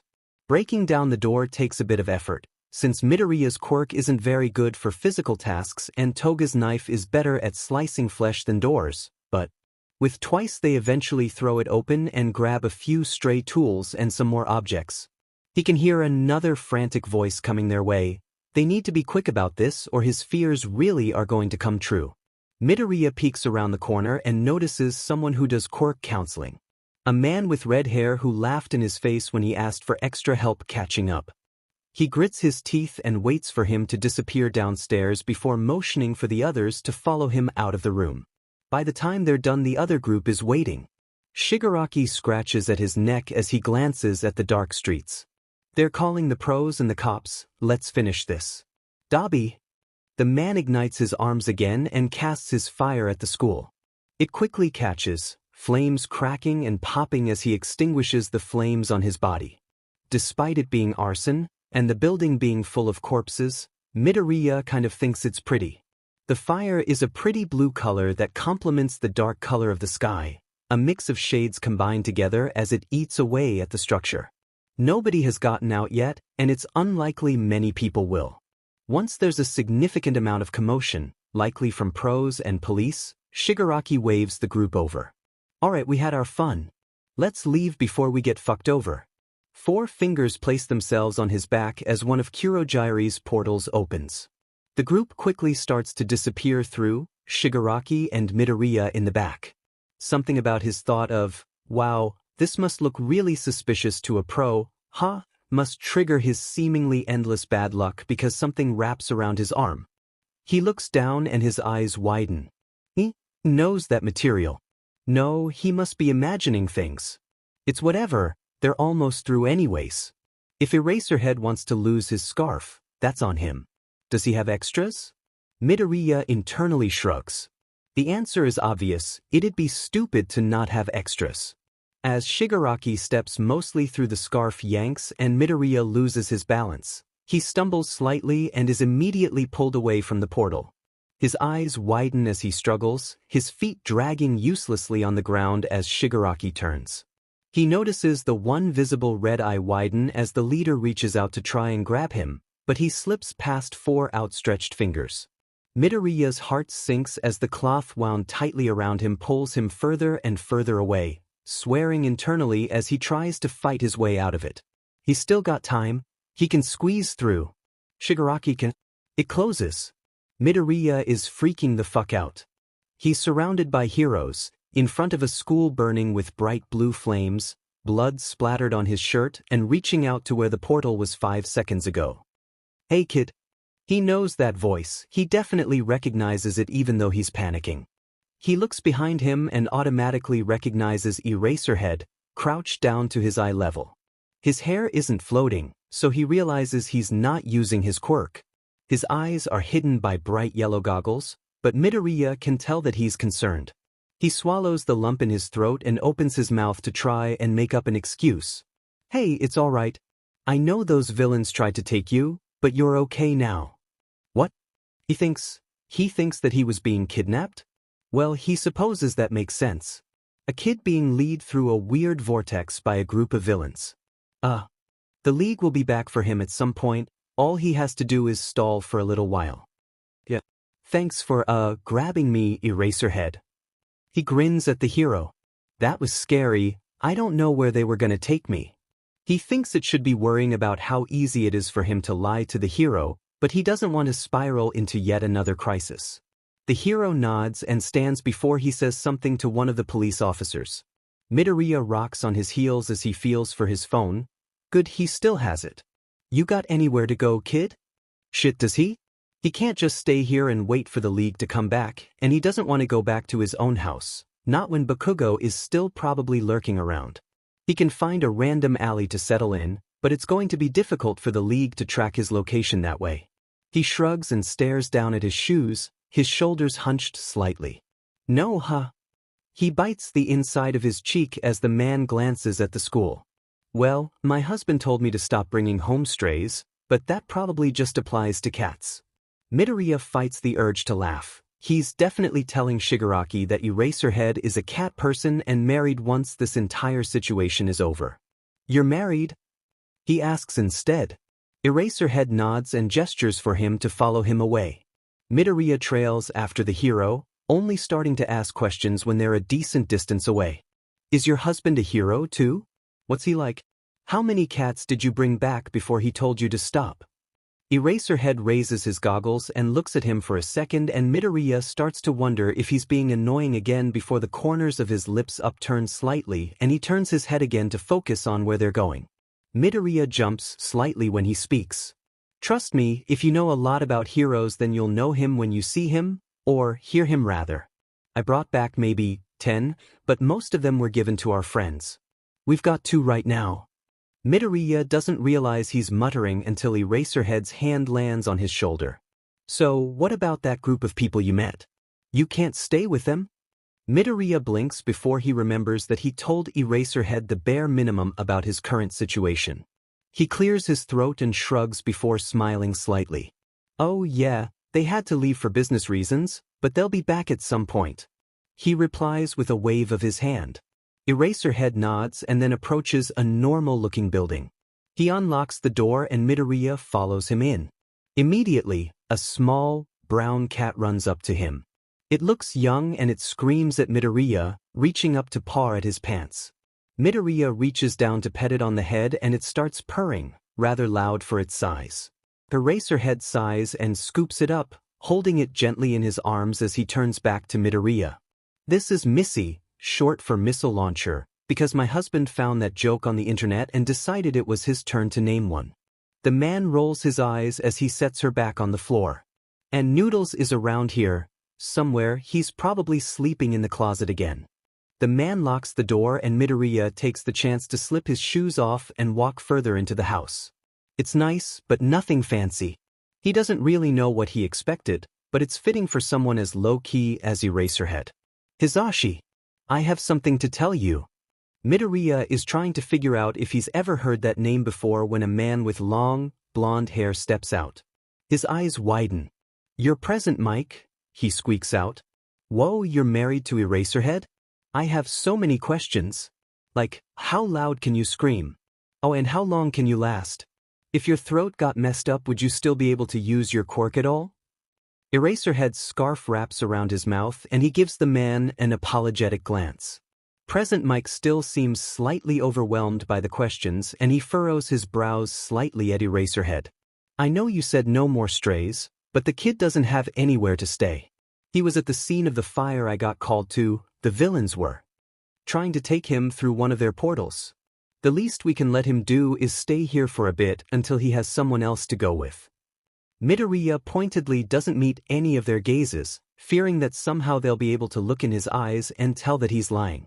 There's a moment of silence before he feels a hand ruffle his wild green hair. He looks up and sees present Mike grinning at him. Which, wow, he's never been this close to any of his favorite heroes, and now he's having one touch his hair. Well then, little listener, glad to have you. Hey, cool, this is fine. I'm fine, he thinks, trying to calm his racing heart as the two adults mumble something to each other. We'll set up the guest room for you so you'll have something more comfortable than the couch. The cats might visit you, but they just like to cuddle most of the time. Midoriya nods. So, do you know what those villains wanted with you? It might help us find them. Shit, he's got to make up something believable without leading them to the League. He trusts them, at least a little, but they're still heroes who have a job to do. Well, I saw them outside of the school before the police and the heroes arrived, so they might have wanted to take me because I was a witness? That seems logical, right? The two men nod and then present Mike leaves to set up the room. Eraserhead sits on the couch and Midoriya takes a seat beside him. Missy climbs onto the couch and settles in the teen's lap as the news flicks onto the TV. A woman with neat brown hair is covering the story about his middle school, and Midoriya is somewhat surprised to see the fire is still going. He wonders how powerful Dabi's quirk is as the woman drones on and lists the deaths caused. Midoriya pulls his phone out and checks the battery. He's still got a solid 80%, so he should be able to keep it alive with a bit of conservation. He opens his texts and scrolls through his contacts. He finds Toga's number easily. The two had exchanged them one day after a 2 a.m. chat. He opens their messages and, after making sure Eraserhead is still distracted by the TV, starts typing out a message. He wants to make sure they know he's not dead, after all. Midoriya, hey Toga. Funny story, I'm kind of staying with Eraserhead, Arin? Midoriya takes a walk the day after he finds himself living with Eraserhead, well, Aizawa, technically, since that's what the hero wants him to call him outside of hero work. It's strange knowing a hero's name, but it's also exciting that inner spark of fanboyish excitement in his chest. He's asked a lot of questions about their quirks already, and he's gotten answers for most of them. He hasn't been called annoying once, which is a welcome surprise. Outside the League, nobody seems to like his rambling. Speaking of his rambling, he's doing it until he collides with something firm. Well, more accurately, someone. The boy looks no older than him, with split hair in red and white and heterochromic eyes in gray and blue. There's a scar around one of his eyes, but otherwise his complexion is clear. Midoriya feels his face grow hot as he stumbles back. I'm really sorry. I wasn't looking where I was going. Are you okay? The boy's expression is carefully blank and unreadable, his lips set in a firm line and his eyes guarded. He rocks on his heels as he waits for an answer. He should probably just go, really, he's got places he wants to be and he's promised Eraserhead he's going to be back before it get dark outside. I'm fine. The boy replies after a moment. Midoriya nods and starts walking again, only to find the boy is going in the same direction. No, please no, not one of these situations, he silently begs the universe. The universe, in response, decides to spit on him. The dual-haired boy looks over at him and narrows his eyes slightly. a hint of emotion finally shining through them. Midoriya thinks they look pretty, nice colors that pop against the red and white, but he's not going to say that out loud. He's already made himself look stupid enough as it is. Are you following me? Midoriya almost chokes on his own spit at the question. We're just going to the same place, or in the same direction. I guess we should make this a little bit less awkward, huh? I'm Midoriya Izuku, it's nice to meet you. He wonders how rude it would be to just run. Probably really rude. He's not going to make a move to escape until the other boy does. He gets another silent, icy stare that makes him want to phase into the ground and die before the boy turns back to watch the path, his brows furrowed slightly. Not much of a talker, Midoriya silently remarks to himself. That's fine, though, he's not going to force anything on a guy he met on the street. That's invasive and he honestly doesn't feel like being punched. Todoroki Shudo. Midoriya wrinkles his nose impulsively when he hears the last name. Like Endeavor's kid? His eyes widen slightly when he realizes how it came out. Shit, sorry. That sounded really rude. My bad. He hides his face behind a hand, fingers splayed out just enough so he doesn't trip and bust his face open. Although he probably deserves it for insulting Todoroki's dad right to his face. The desire to sink into the ground increases and he wonders if he can burn a hole into the concrete by staring hard enough at it. He pulls his hand away when he's sure his face isn't bright red and sends a glance to the other boy. His face hasn't changed much, surprisingly. Not a fan then? Midoriya hesitantly shakes his head. That makes two of us. Midoriya blinks. The phrase is muttered, but it's just loud enough for him to make out the words. He doesn't like his own dad? It makes sense to Midoriya that the number 2 hero would be a shitty father as well, but he can't just go around assuming things about people's home lives. Todoroki doesn't say anything after that until they reach the library. I've got to go. It was interesting talking to you. He passes the large doors and Midoriya exhales loudly. Interesting is definitely a word to describe it. He arrives at his own destination, a cafe with bright, pastel colors and a cat in the window, and tries to focus on not embarrassing himself any further. He comes back half an hour later, half-empty drink in hand and cat hair clinging to his pants. Eraserzawa is sitting on the couch, staring at some sort of paperwork. Midoriya, he greets. The teen waves and sits beside him, trying not to freak out too much. He catches a glimpse of the phrase teacher and raises an eyebrow slightly, wrapping his lips around the straw of his tooth-rottingly sweet drink as the man writes his signature on one of the pages. Eraserhead's a teacher, huh? Well, isn't that interesting? He leans back and watches whatever random show is on the TV for a minute before he speaks, a hint of amusement in his voice. So, you're a teacher? Didn't think you were exactly the children type. The man raises an eyebrow before Midoriya waves his free hand. No offense, it's just you're an underground hero, so not many know about you or the work you do. And with your personality, I would have expected you to stay away from jobs like this that involve a lot of meeting with people and helping students. He shrugs after he cuts off his muttering, a sheepish grin on his face. Aizawa sighs before turning the page and scanning over the writing on it. Midoriya can't make out half of the legal terms. He's never been good at stuff like that, but he can figure out it. Few phrases. I'm usually not, but I've been teaching at UA for a while and it's been a decent job. I've expelled a lot of students, though. Hopefully this next group will actually have the potential needed to become heroes. Midoriya tilts his head slightly. If Aizawa has expelled that many students, then surely he's only choosing the ones that can be real heroes, right? Not corruptible, arrogant ones who think they can get by with flashy quirks. He leans back and closes his eyes, letting himself collect his thoughts for a minute before he opens them again and asks another question. I've always wondered what it was like there. My quirk isn't cut out for heroics and before recently didn't know I had one, so I've never applied for a spot. He shrugs. He was going to, eventually, maybe after Bakugo got in so he could avoid him, but things happened. He's not upset about it, though. He got something more personal than a spot in a fancy hero school. Even if it's a fancy hero school he really, really wants to see. Another quick scribble of pen before the corner of Aizawa's lips upturn, just enough to be visible. You want to see it yourself? Midoriya eagerly nods.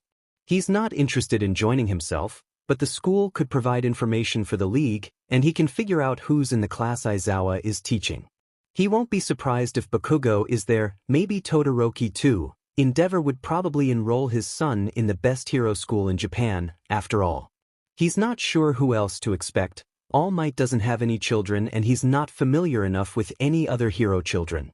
Well, Hisashi and I are both working there, so unless you want to stay here then you'll probably be coming with us. Midoriya blinks at him, surprised. Really, are you sure you want me to come? He asks, his heart beats rapidly in his chest as he fidgets with his shirt sleeves. He doesn't think he's going to fit in at UA, and having a random kid trail after Eraserhead and Present Mic like a lost puppy will draw attention. Besides, once the league has a plan to get him back it might happen at UA, and won't that be an awkward conversation to have? He's looking forward to seeing the others again, just not actually having to explain to the heroes that surprise, the kid you've been taking care of is working with the villains. We already talked to Nizu, he said it's fine to bring you. Besides, it'll be a learning experience for you. Children your age need socialization, right? That's what Hisashi keeps saying. He shrugs and leans back to make room for the cat that jumps onto his lap and settles there for another nap, and Midoriya takes the chance to slip off to his temporary room. He closes the door behind him and sighs, settling at his desk and pulling his phone out to open his texts. He has a few people to update. He's not freaking out, he's irritated. Irritated that such a simple plan went so wrong and that heroes can't mind their own business, and irritated that he can't run right back and grab the kid before they corrupt him with their idiotic ideals and heroics. He ended up with Eraserhead instead of some moron like All Might or Endeavor, but it doesn't make him feel much better. He likes Eraserhead, sure.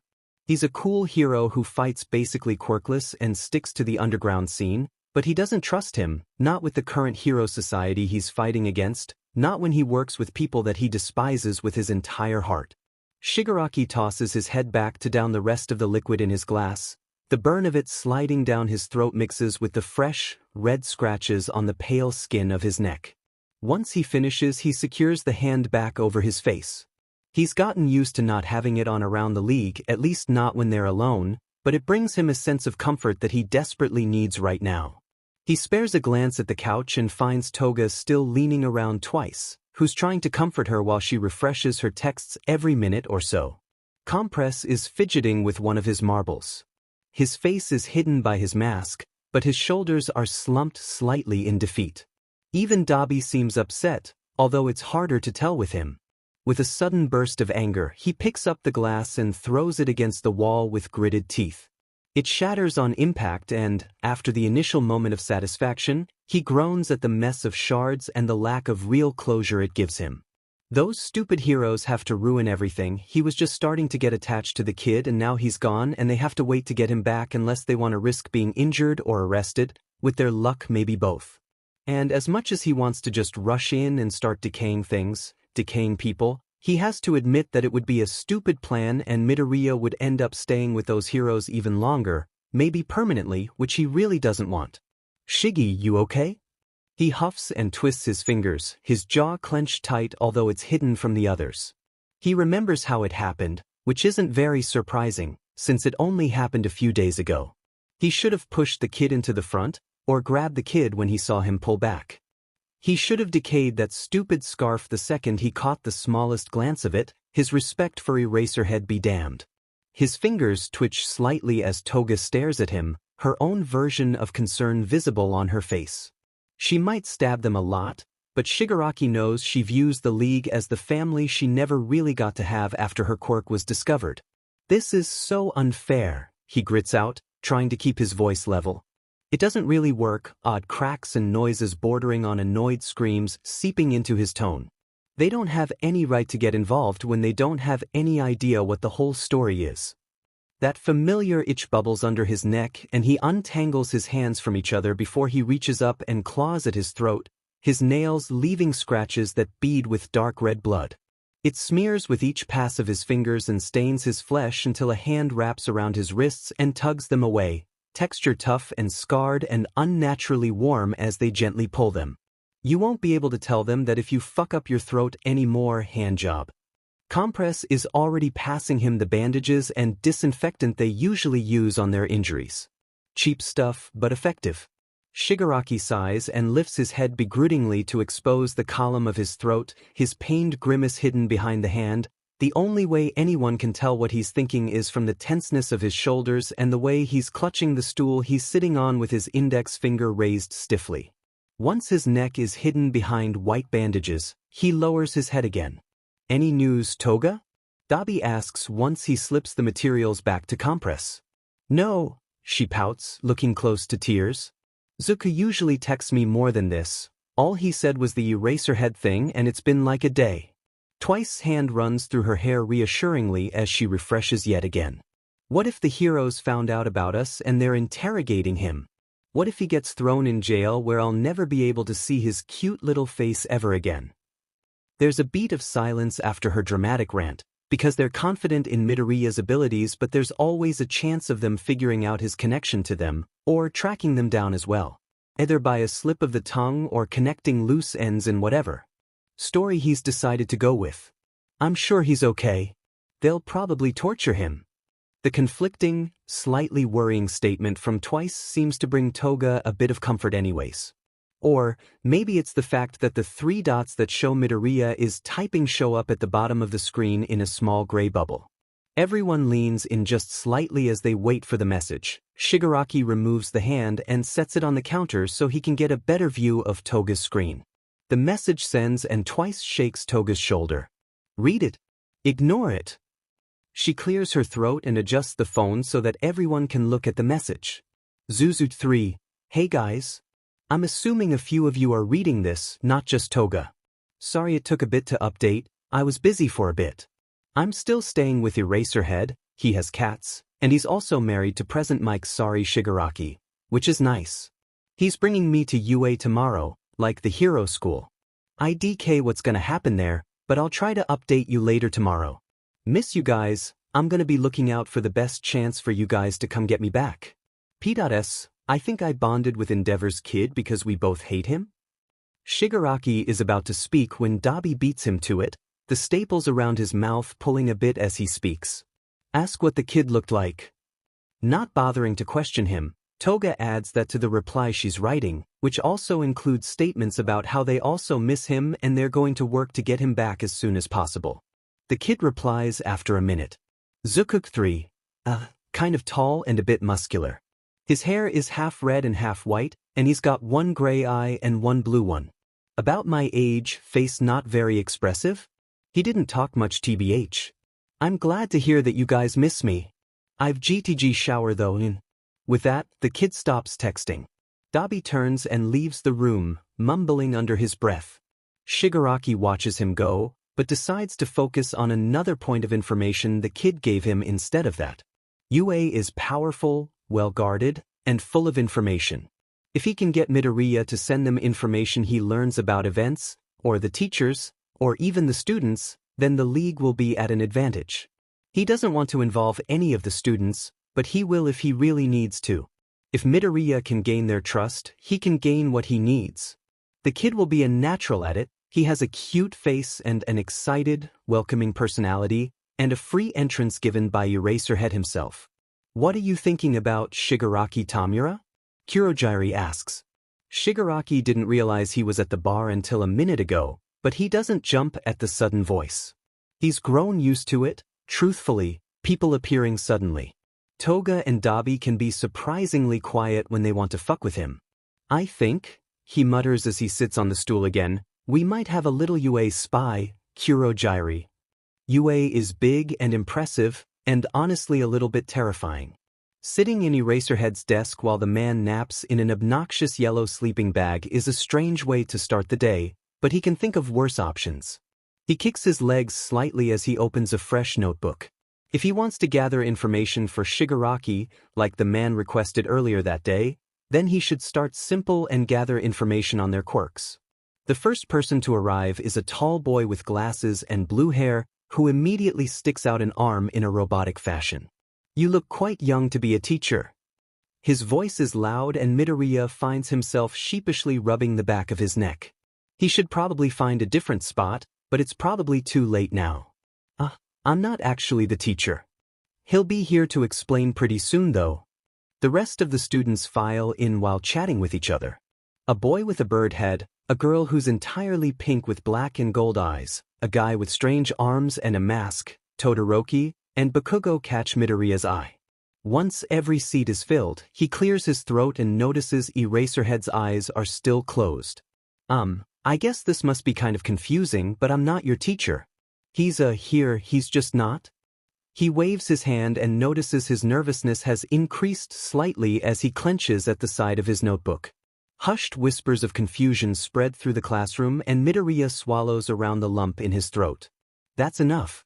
You'll confuse them. The sleeping back moves with the man into a semi-sitting position. This is Midoriya Izuku. He's going to be staying with our class until his caretaker's return. Don't bother him. I'm Aizawa Shoyuda. I'll be your teacher. Other than that, do whatever you want for introductions. With that, the man sinks back down and falls asleep within seconds. Midoriya stares at him, before realizing that everyone seems to be looking to him. They probably want an idea of what to start with. He bites his lip before he looks back up at them and tries to make himself remain cool and confident, which falls when he catches Bakugo's glare. The boy looks even more pissed than usual, which is honestly impressive. Let's start with the basics. Names, quirks, and if we're comfortable, pronouns. That seems fine, nothing too bad about that. He adjusts his notebook to be hidden from view and writes down a list with 19 spots. One for each student excluding himself. Like Mr. Aizawa said, my name is Midoriya Izuku, I go by he/him. My quirk, I'd prefer not to say for now, sorry. He gives them a shrug and after a few glances, nobody seems to push it. The boy with glasses stands up next and does that same robotic gesture with his arm, so Midoriya decides to make his name the first on the list, pen leaving a dot of ink as he waits for the boy to speak. I am Tenya Ida.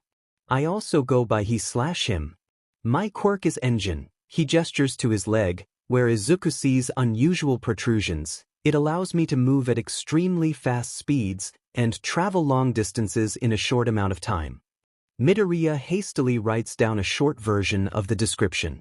If this boy really is related to the hero Ingenium, then he's going to be a good student to focus on gathering information from. And his quirk interests Izuku. He wonders how similar it is to Ingenium's, and the differences as well. He's sure they're going to be similar heroes, focused on speed because of the man point of their quirks. I'll go next then. I'm Uraraka Achiko, she/her. My quirk is zero gravity. She touches a book on her desk and it starts to float into the air, almost reaching the ceiling until she taps her fingers together with a shout of, "Release!" She grins as the book clatters back to the desk. As soon as my fingertips touch an object, it loses its gravitational pull. Using it too much makes me nauseous though, she adds, and Midoriya makes a mental note to not push her quirk too far. That stuff has always made his stomach turn, and he's going to avoid it if he can. I'll go as well. I'm Yaoyorozu Momo, she/her. My quirk is creation. It allows me to materialize objects from different parts of my body, like weapons and tools, but I can't make living things. I need to understand the atomic configuration in order to make something. As an example, she produces a small doll of some sort that Midoriya can't remember the name of.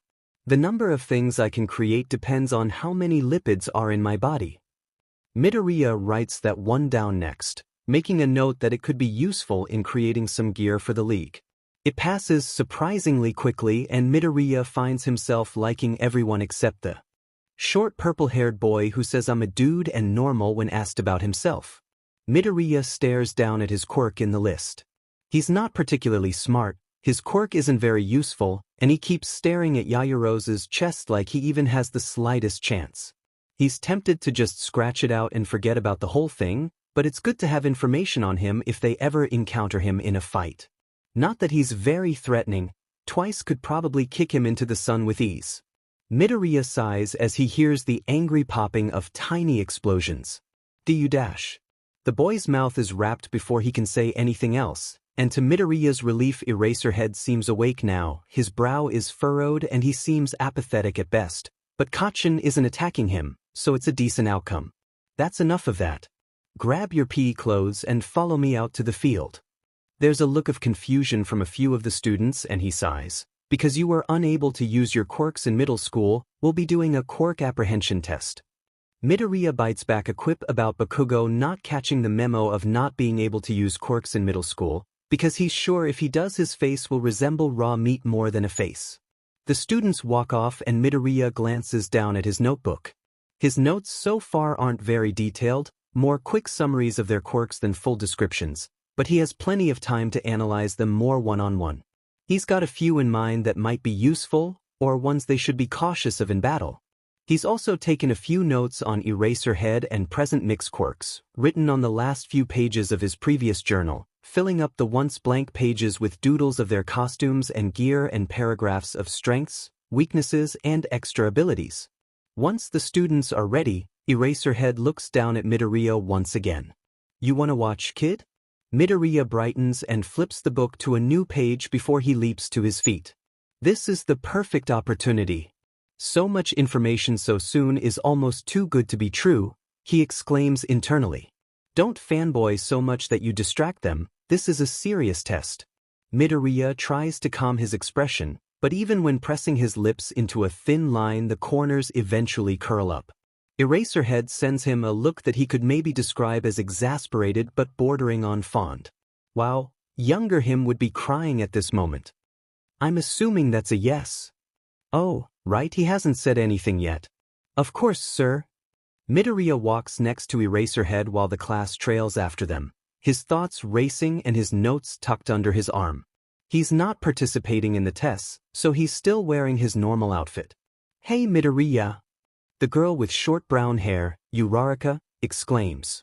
How'd you meet Mr. Aizawa anyways? Are you two related or something?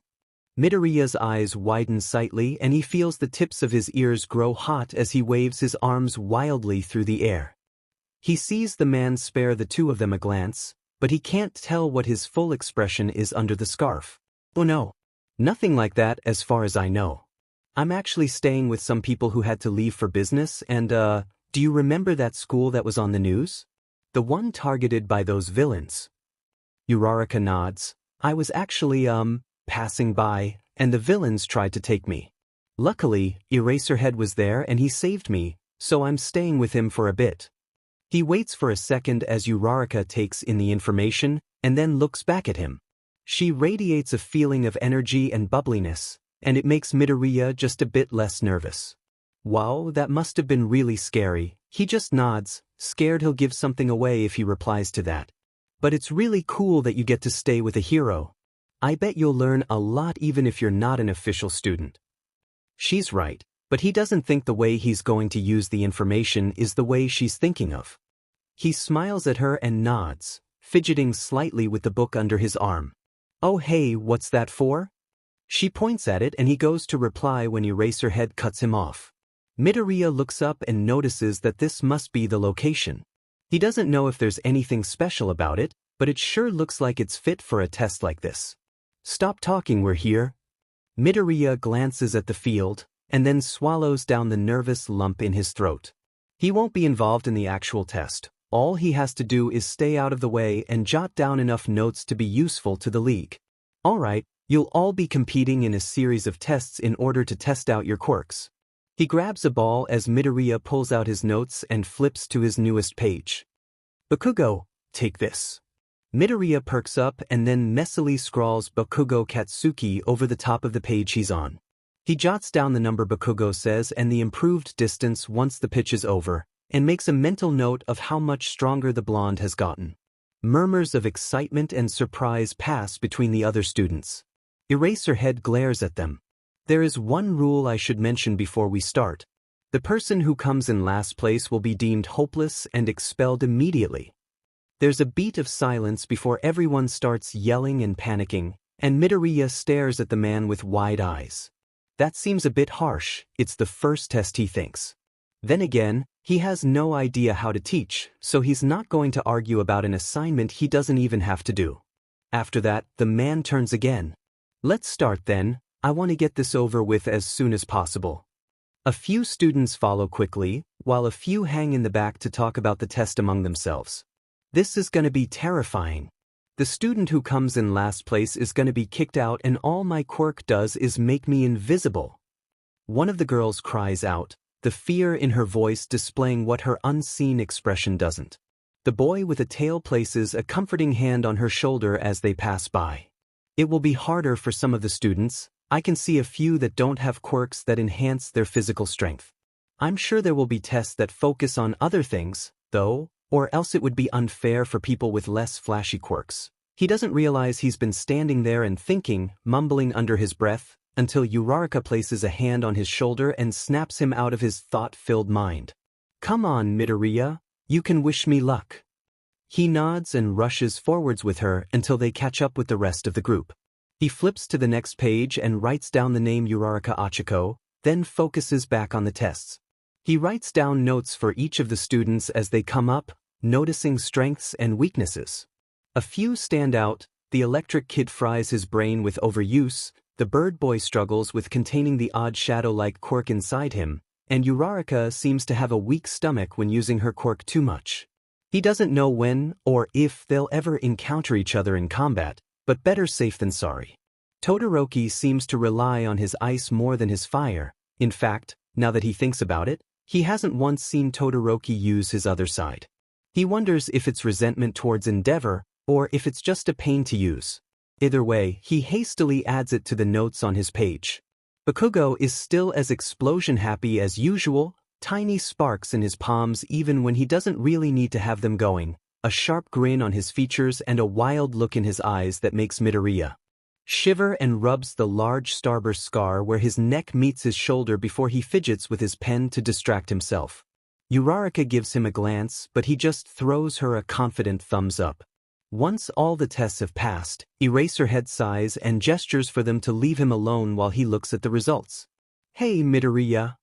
The guy with bright red hair, Kirishima, he's pretty sure. I saw you were writing about something while we were doing the test. What's up with the notebook? He mumbles something shyly under his breath before he closes it and smiles at him, cheeks dusted a slightly red color as he twirls the pen between his fingers. More people gather around, Kaminari, Ida and Uraraka specifically. He takes a deep breath to steady his voice. Oh, these are just analysis notes, nothing really special yet, but it's been a hobby I've been passionate about for years. I've only got a few things written so far, but maybe I can ask you guys some questions later? My quirk isn't that special, so I can't give much advice, but I'm good at figuring out strengths and weaknesses and stuff like that. Kirishima grins and smashes his fists together in front of him, a wide, sharp-toothed grin on his face. Despite his somewhat intimidating appearance, Midoriya thinks he's actually pretty nice, from his limited interactions anyways. Super manly, bro. I'm always looking for ways to improve my quirk. A chorus of agreements follows and Midoriya feels a warm, fuzzy feeling in his chest. This is almost the same feeling he has with the League, the feeling of sharing his hobbies and not being mocked for them. But they don't know you were quirkless, a traitorous voice whispers in the back of his mind. If they knew they wouldn't be treating you the same, they'd think you were creepy. He bites the inside of his cheek before Kirishima speaks up again. You must have some sort of really cool analysis quirk, right? Something you can activate by looking at someone. Not exactly? Oh, I guess I kind of assumed, huh? Kirishima rubs the back of his neck. But if you don't have an analysis quirk, then you're super smart, which is even more manly. He doesn't know why he's so obsessed with the concept of manliness, but it's phrased in such a positive, complimenting way that Midoriya just nods to go along with it. I know you said you didn't want to share back in class, but I'm really curious. Is it something physical? Or maybe something to do with someone's thoughts? Ooh, mind reading? Mind reading, in Midoriya's opinion, would be a cool but invasive quirk, depending on the way it functioned. Always hearing someone's thoughts sounds like a pain. Don't pester the guy. If he doesn't want to tell us, then he doesn't have to. The girl with jacks hanging from her earlobes pipes up, her voice still slightly amused from laughing at Kaminari's antics from quirk overuse. The boy is flashing a set of thumbs up, eyes crossed and a wide grin on his face, definitely not completely there. Although, I have to admit I'm a little curious. Nobody's gonna judge it, it'd be stupid to. She shrugs before another round of laughter is muffled into her palm when she turns back to Kaminari.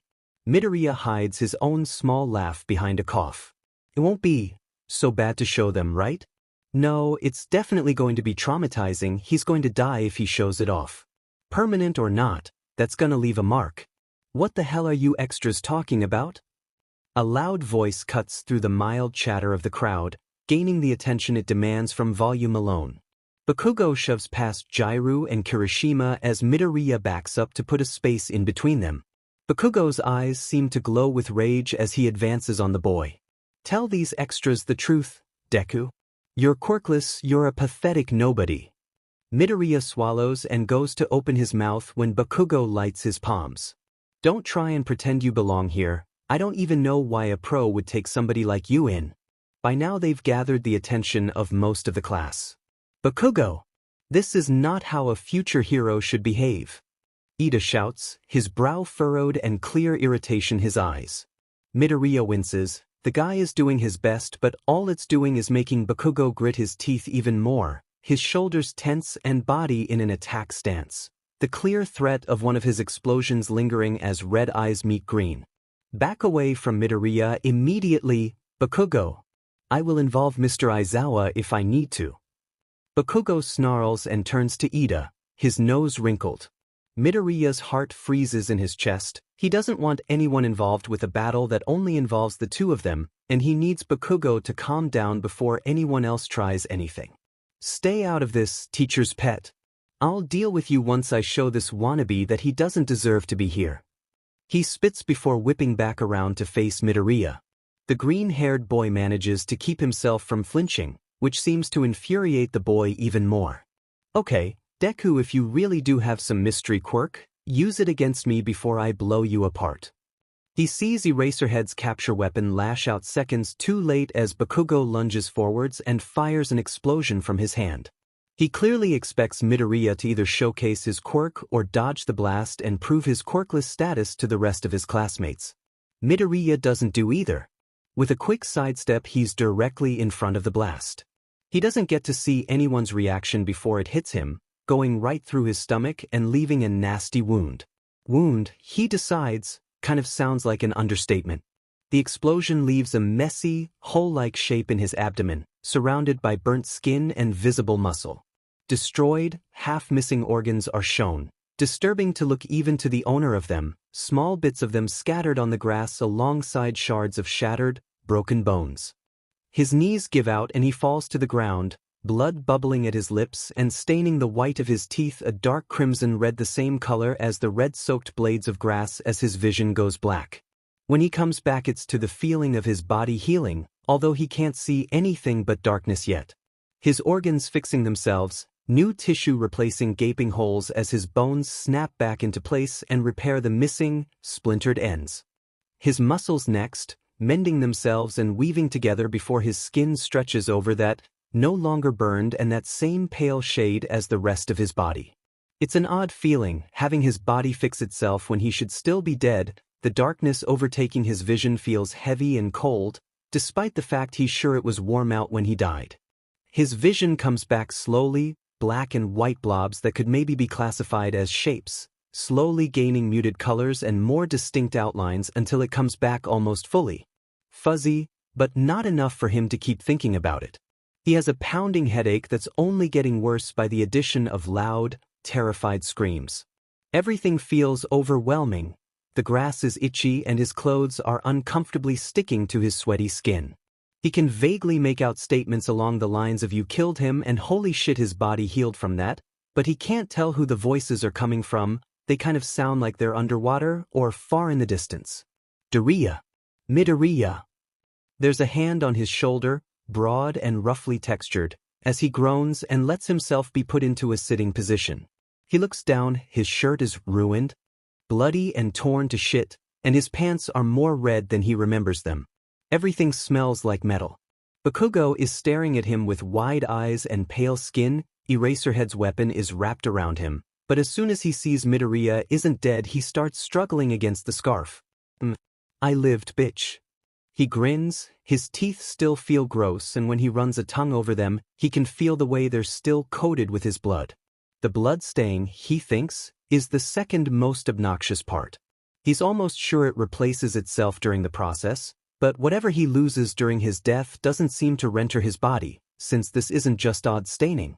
His clothes being fucked up? Well, that's probably the first most obnoxious. Eraserhead sighs, runs a hand down his face, and then turns to the crowd of terrified students. Todoroki, Shoji, take Midoriya to Recovery Girl so he can be looked over. We're not sure how reliable his quirk is yet. He's lifted carefully by Todoroki onto Shoji's back, secured by the multiple arms the boy's quirk gives him. Ida, Yaoyorozu, escort the others back to class. Make sure nobody is injured. You two are in charge while I'm busy. He tugs on his capture weapon, pulling a struggling Bakugo along with it. Bakugo, you're coming with me. The two disappear and Yaoyorozu helps Ida guide the others back towards the classroom. Midoriya waits in silence for a few minutes as they make their way towards the nurse's office before he speaks again. So, can I ask you guys some questions after this? It truly is a remarkable quirk. Recovery Girl comments as she looks over Midoriya one more time. Being hit by an explosion that close-up should have left burns at least, but it's like nothing ever happened. Well, if you ignore the blood and the clothes, at least. He nods as she finishes and sighs. Go wash up, dear. I'll find a uniform your size so you don't have to walk around like that all day. He thanks her and she turns to Todoroki and Shoji. You two get back to class now. Midoriya is all right. They both hesitate, because he just died and now he's smiling at them like nothing even happened and giving them a friendly wave. I'll be okay, guys. Tell the others I'll explain once I'm not all bloody. That seems to convince them and they both leave the office. Midoriya sighs and gladly takes the directions to the showers, relief flooding him when he enters the room. He adjusts the shower handle and steps in with a sigh. It reminds him of the day he left for the league, except UA has showers with better water pressure and the temperature is just right, lasting long enough for the tension to leak from his muscles as he scrubs any stubborn blood from his skin and hair. When he gets out, he sees a uniform sitting outside the showers and dries off before slipping it on. It's the standard boys' uniform, clean grays and blues that make him think, for just a second, that he looks like an actual UA student. He thinks it's funny that if someone who isn't part of Class 1A walks by right now, they won't have any idea he was dead maybe an hour ago. The idea that he just gave the class trauma is less funny to him, but he tries not to dwell on that. After all, being a hero is a traumatic career. He walks down the hall and stops in front of the door to 1A, trying to make out the chatter he can hear from outside. Unfortunately, it's muffled and every word seems to run together. Better to just go in and get it over with. Maybe I can get more notes if I share my quirk info first. He pushes it open and steps in, automatically feeling several pairs of eyes on him. Good news, he starts. I'm not dead anymore. He smiles, though it probably comes out more awkward than he intends. They're staring at him like he's about to explode into a million gory bits, so he glances over at Eraserhead, who nods. I'm just gonna say that I only discovered my quirk recently, so I'm not completely sure about the way it works, but I do have a lot of theories that might give some closure. He rubs the back of his neck. Okay, my quirk allows me to heal from large or fatal injuries as far as I can tell. That's the only part I'm almost completely sure about, at least. When Bakugo used his quirk on me earlier, hey, where is Bakugo? He glances around the classroom and doesn't see a sign of the hot-headed blonde. It should have been a giveaway when I wasn't called Deku in the first 5 seconds, he thinks as he looks back at Eraserhead. The man sighs and runs a hand through his dark hair. Principal's office, currently. Continue. It's weird hearing he's actually being reprimanded, but Midoriya doesn't dwell on it. Right? Anyways, like I was saying, when Bakugo used his quirk on me earlier I died temporarily, but my quirk healed the injury and brought me back, as a basic explanation. He taps his chin. Although, I've been thinking of any potential limits it might have. I think it needs something to work from. When Bakugo used his quirk it left a big wound in my abdomen, but I still had skin and muscle and stuff like that, so it was able to heal itself. He's aware he's rambling, but he's not muttering it, so it should be alright. But if, like, I had a vital organ removed, I don't think my body could just grow an entirely new one, same with body parts like arms and legs. So if my head got cut off, I wouldn't be able to just grow an entirely new head, I would actually die. He blinks and clears his throat. None of that is confirmed, though, just some ideas I had. What about small wounds? Do those get healed too? Azui asks, her tongue poking slightly out of her mouth as she asks. Midoriya makes a mental note to ask if those mannerisms are fully related to her quirk as he shakes his head and rolls up his sleeve, showing off a variety of old scars, dark against his pale skin and interrupting a pattern of small freckles. He knows they must look bad, because he hears a few sharp intakes of breath once he gestures to them. He remembers the story of almost all of them, but he doesn't think they have time to unpack all of that childhood trauma while he's explaining his quirk to them. Nah, smaller wounds like some of the ones that cause these scars don't get fully healed like something from earlier did. I don't think they're dangerous enough to trigger my quirk into action. But if I got a small wound somewhere serious and started bleeding out, I think it would activate because something like that would be potentially life-threatening. I still have a lot of my scars because I didn't have a life-threatening injury until, he pauses, there was an accident that should have killed me, which is when I discovered my quirk. That wasn't very long ago, so I'm still not totally sure of my limits or any other abilities that it might have. Once he finishes, he takes a seat and lets Eraserhead tell the class to do whatever, as long as I don't get woken up. Midoriya, your quirk is super interesting. Mina exclaims as she rushes up to the spare desk he's claimed as his own space for when Eraserhead is busy working. Okay, you don't have to answer if it's a weird question, but what's it like to die? Midoriya blinks before he mumbles something under his breath, thoughts going a million miles a minute before he finally looks up at the small crowd that's gathered around his desk, clearly curious about the answer he's going to give. How do I explain death? Thinks. It's dark, pitch black and usually cold. Nothing much happens until his quirk gets involved and brings him back. Well, the first time it wasn't really that odd, everything just went black and I woke up a little bit later, and I was kind of sore but overall I felt okay. This recent time I could feel my body healing itself, but I couldn't see anything that was happening. It was weird, I expected it to hurt but it was more vaguely uncomfortable. Like I knew it shouldn't logically be happening, but it was anyways. Everything sounded like it was underwater, and it kind of felt that way too, dark and cold. My vision came back kinda slow too, it started really blurry and then went back to normal after a bit. I had a headache and stuff was overwhelming, everything I touched felt like too much. There was a metallic smell too, but it was probably the blood. I admire the fascinating darkness that comes with a quirk like yours, Tokoyami mutters, and then Eraserhead decides it's time to start an actual lesson, rising from the bright yellow fabric of his sleeping bag and turning to the class. One glare sends the ones who are standing back to their seats within a few seconds, and Midoriya admires the way he can do that without a word. He rubs his temple and then pulls out a stack of papers that Midoriya can't exactly get a good glimpse at until they're placed onto his desk. I completely forgot about these test results. He thinks as he gathers them into a neat stack in his hands.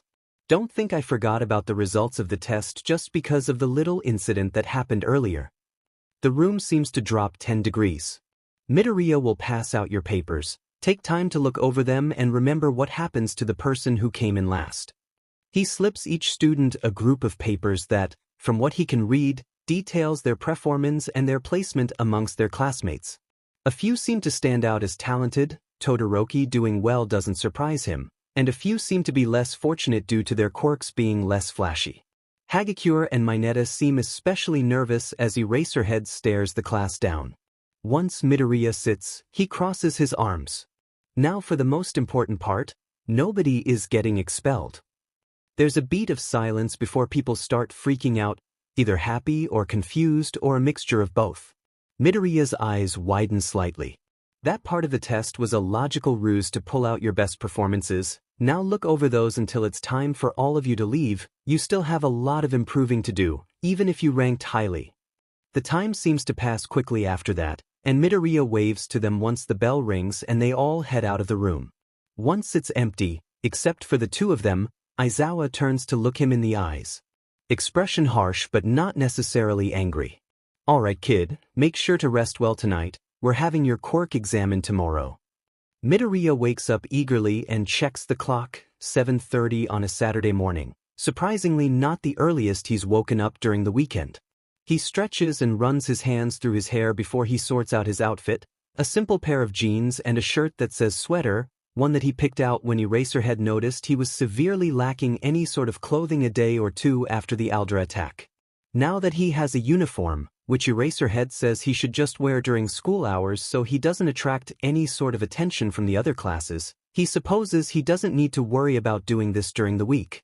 He sets the clothes on the end of his bed and scrolls through his social media feed until it's a closer time to his actual appointment at 10. A few hours of mindless scrolling seem to pass like seconds, and before he knows it, it's already 9, which makes his small smile grow even brighter. He changes after a quick shower and meets the man in the living room, unsurprised to find him dressed in all black. Although his hair is drawn back into a small ponytail and his capture weapon isn't secured around his neck like it usually is. It makes sense, since neither of them want to stand out. You ready, kid? This shouldn't take long, since you've already analyzed your own quirk, but it's better to make sure nothing strange is going on sooner than later. He nods eagerly, and after a few short goodbyes to the cats and his husband, the two left.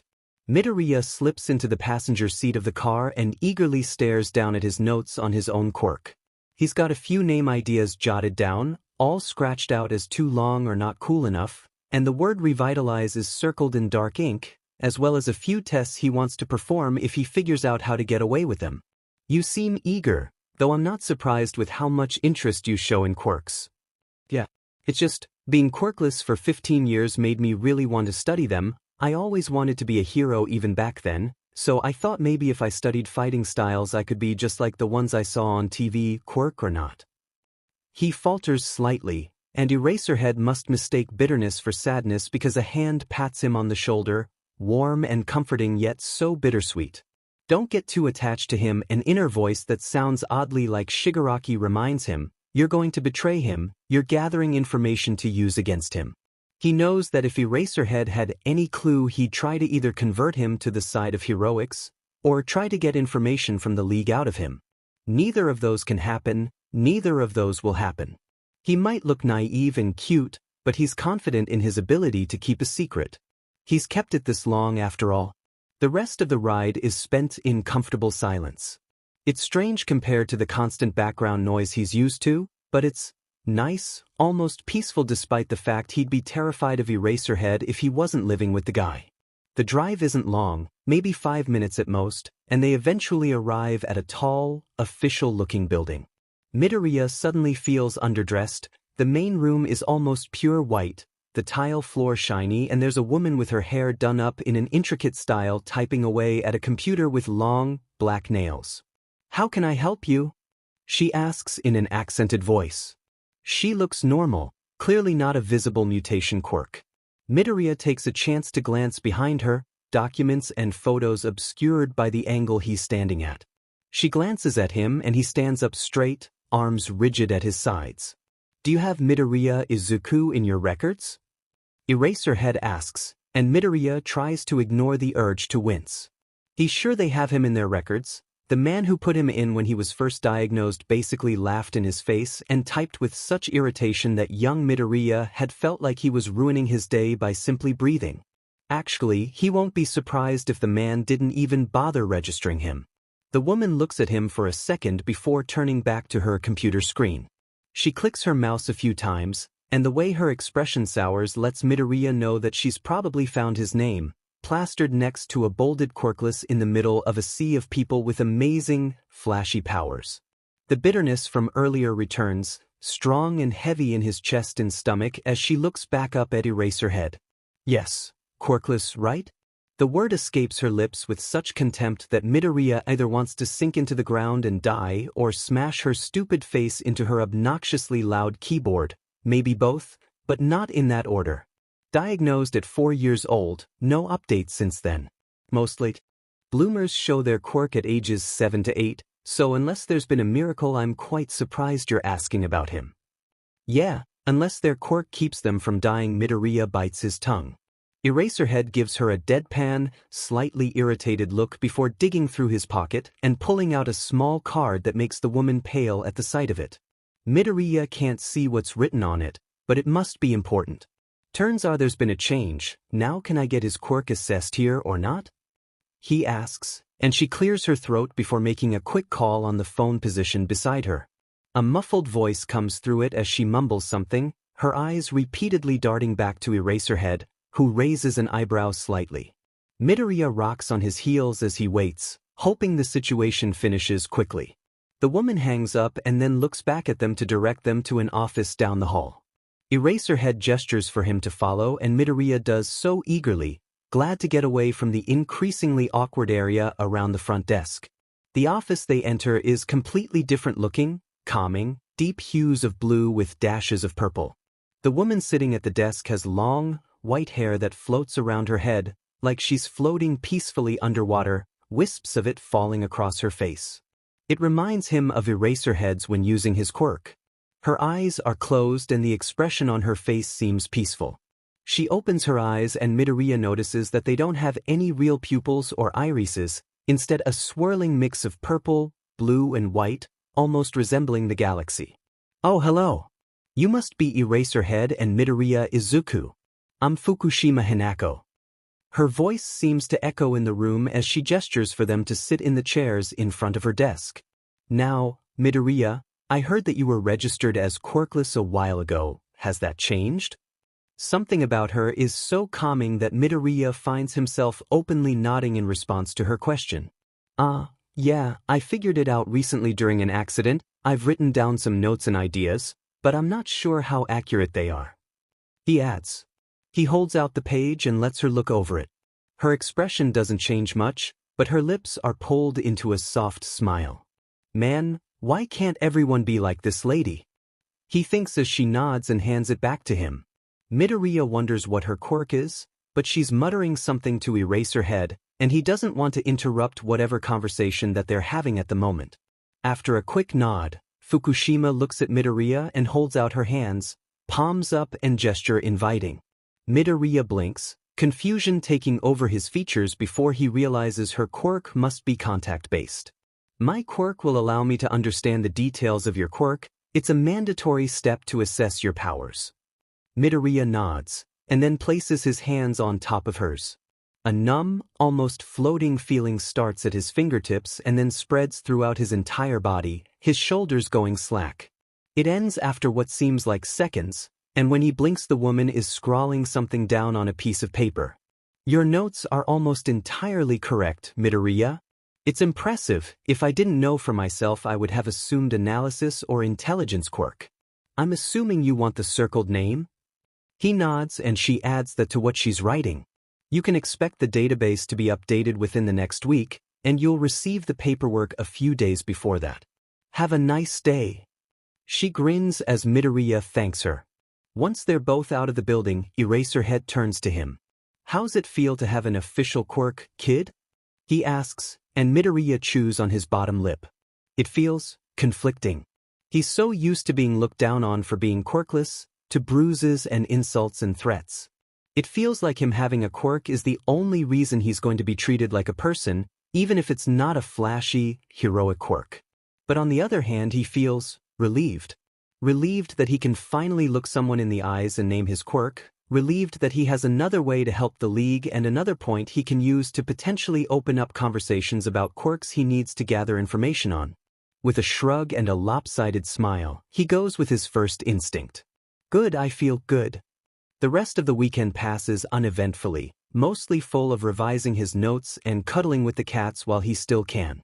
He's proud of what he's written, all from quick questions and observations. With a still aching hand, he rubs his wrist at the thought of all that editing and closes the notebook before he grabs his phone and slips it into his bag. He clears his notifications and then opens his texts with Toga, smiling at the video she sent him the other night. It's Shigaraki, passed out at the bar, hands carefully adjusted so he doesn't decay the entire area. Dabi is sneaking up on him and, with a grin at the camera, slips a pair of fake cat ears into the man's mess of pastel hair. Toga picks up the hand on the counter and shows off a small smiley face drawn with the washable marker lying next to the object. The picture that follows shows the boss waking up, oblivious to the changes to his attire. Midoriya had spent last night muffling tear-bringing laughter into his palm. The strange positioning of Shigaraki's hands reminds him of the task he's actually doing, standing in front of the support department before classes. He clears his throat and then opens the door. The room is full of impressive machinery, but less organized than he originally assumed. A pile of something sits in the corner. "Hello!" A loud voice yells and he squeaks as he's pulled further into the lab. "Wow, I've never seen you around here before. My name is Hatsume. Did you sneak in just to see my super cute babies?" She holds up some sort of invention that looks seconds from exploding, and he swallows the lump in his throat as she continues to talk a mile a minute, hands waving wildly as she measures parts of him. "So, what are you in the mood for?" She finishes, hands on her hips. Midoriya blinks and then pulls a pair of artist gloves from his pocket. He's pretty sure they'll fit Shigaraki judging on the measurements Toga got from Twice. I have a friend who has a certain quirk that destroys stuff when he touches it with all 5 fingers. I was wondering if you could maybe modify some gloves like these? Something lightweight and easy to remove would be preferable, and styled a bit like this so there's only a few fingers covered. He's not completely sure if this idea will even work, but he might as well try now that he has people with the skills available to make his idea an actual thing. Hatsume unfolds the gloves and takes them, mumbling and rubbing the fabric between her fingers. I understand if you can't do it. It was just an idea." He waves his hands and tries to back up, only for Hatsume to approach him again, a wide smile splitting her face. "I can totally do that for ya. I need to make sure we've got this one material that I think will work best, so check back with me in a day or two, okay? I'm sure I can have Power Loader give me his input too." She starts walking away and Midoriya takes the chance to escape the lab. He sighs and runs a hand down his face. That was more overwhelming than he thought it would be. He runs a hand through his hair and then adjusts his uniform and then speed walks away from the door before Hatsume has a chance to pull him back into her lab. He's got to get to class anyways. He might be living with Eraserhead, but the man won't be happy with him if he's late. Thankfully he's got a bit of time, so his quick pace gets him to the 1A room in no time. Most of the class is still there, even Bakugo, who simply glares at him and turns to stare out the window. "Midoriya." Ida jolts up at his arrival. "I was informed you got your quirk assessed. How did it go?" Midoriya smiles as he takes a seat and rests his arms on his desk. Eraserhead isn't there yet, he notes, which means he rushed here for no real reason, and now he's all sweaty and gross for no reason. He admires Eraserhead, but the man is a strange combination of exhausted, apathetic, strict, and secretly soft. He thinks that if he told the small and naively hopeful version of himself that Eraserhead is married to Present Mike and wears shirts with cartoon cats on them, young him would burst into tears. And then probably scribble it down with messy crayon into his notebook full of badly proportioned All Might drawings and phrases. If he told his younger self that he's working with a group of villains and infiltrating UA for information, he'd start crying for a different reason entirely, a less happy one. "It went really well. It's called Revitalize. All the stuff I told you guys the other day is pretty much accurate, so I know most of my limits and stuff." He grins at the tall boy. He's still not sure what side effects his quirk comes with, or if coming back to life will have any physical effects, but he doesn't get the chance to voice that before Eraserhead enters the room, already heading straight for his sleeping bag. How someone who wears consistently black can relax in something that makes Midoriya's eyes burn is still a mystery to him. The man stops in front of his desk and eyes the class, making sure everyone is paying attention, before he sighs and rubs his temple. Whatever he's about to say must be irritating him, because his bloodshot eyes seem even worse than usual. Midoriya leans forward slightly to wait for him to speak. "All right, all of you change into your hero costumes. We're going to have battle training at Ground B with." He pauses and inhales, as if willing himself to continue, "All Might." A few people start yelling, a few talking excitedly in their own groups. "Enough. Get changed and don't be late, or I'll leave you here. Midoriya, since you aren't technically a full hero student, you can wait outside for everyone to get ready." Midoriya blinks, snaps himself out of an internal monologue, and bows before slipping through the classroom door. He hastily pulls his phone out of his pocket again and fumbles a bit, thankful he left the tab from earlier open. Zuku love. Toga, make a chat with the others, I have big news to share. Vampire Kinney has started. No Dad's Club. Handyman. WTF is this? Vampire Kinney, Midoriya wants to tell us something. Handyman. This is fucking stupid. Vampire Kinney, why are you so angry? Uneasy face, go suck Davy's dick or something. Burnt bitch, yeah mophead, come suck my dick or something. Handyman, die. Handyman, anyways, what do you want to tell us, brat? International Super Spy, oh yeah. I'm gonna be doing a lesson with All Might. Handyman. Burnt bitch, oh no, he said the LMGT words. Handyman, fucking hate that guy, I hope you kill him, ugly ass smiling bastard, I am here, I wish you fucking weren't, God I want him dead ends gen. Vampire Kinney, oh good, Dadajiri took his phone. You can get back to work, Zuku. By the time that odd exchange is over, everybody is ready to leave. Uraraka and Ida approach him and he grins at them. Hey Midoriya, do you think you'll get to participate this lesson, or just watch? Uraraka asks, tilting her head slightly. Her hero costume is fitting for her overall aesthetic, and Midoriya can easily point out how it will work well with her quirk. He shrugs as they start trailing after Eraserhead. There's an overall aura of excitement, which he can understand. After all, they're only students and they're getting to work with the #1 hero. Midoriya has always liked All Might, his old room full of posters, figures and other merch proves that easily. He's excited to see how the man teaches and how he looks up close. I assume he'll only watch, since he only recently got his quirk assessed and he's not officially listed as a hero student. Ida chimes in, waving his arm robotically, a habit Midoriya notices him doing a lot. It seems to irritate Bakugo, but Midoriya doesn't mind it, he thinks it's kind of cool.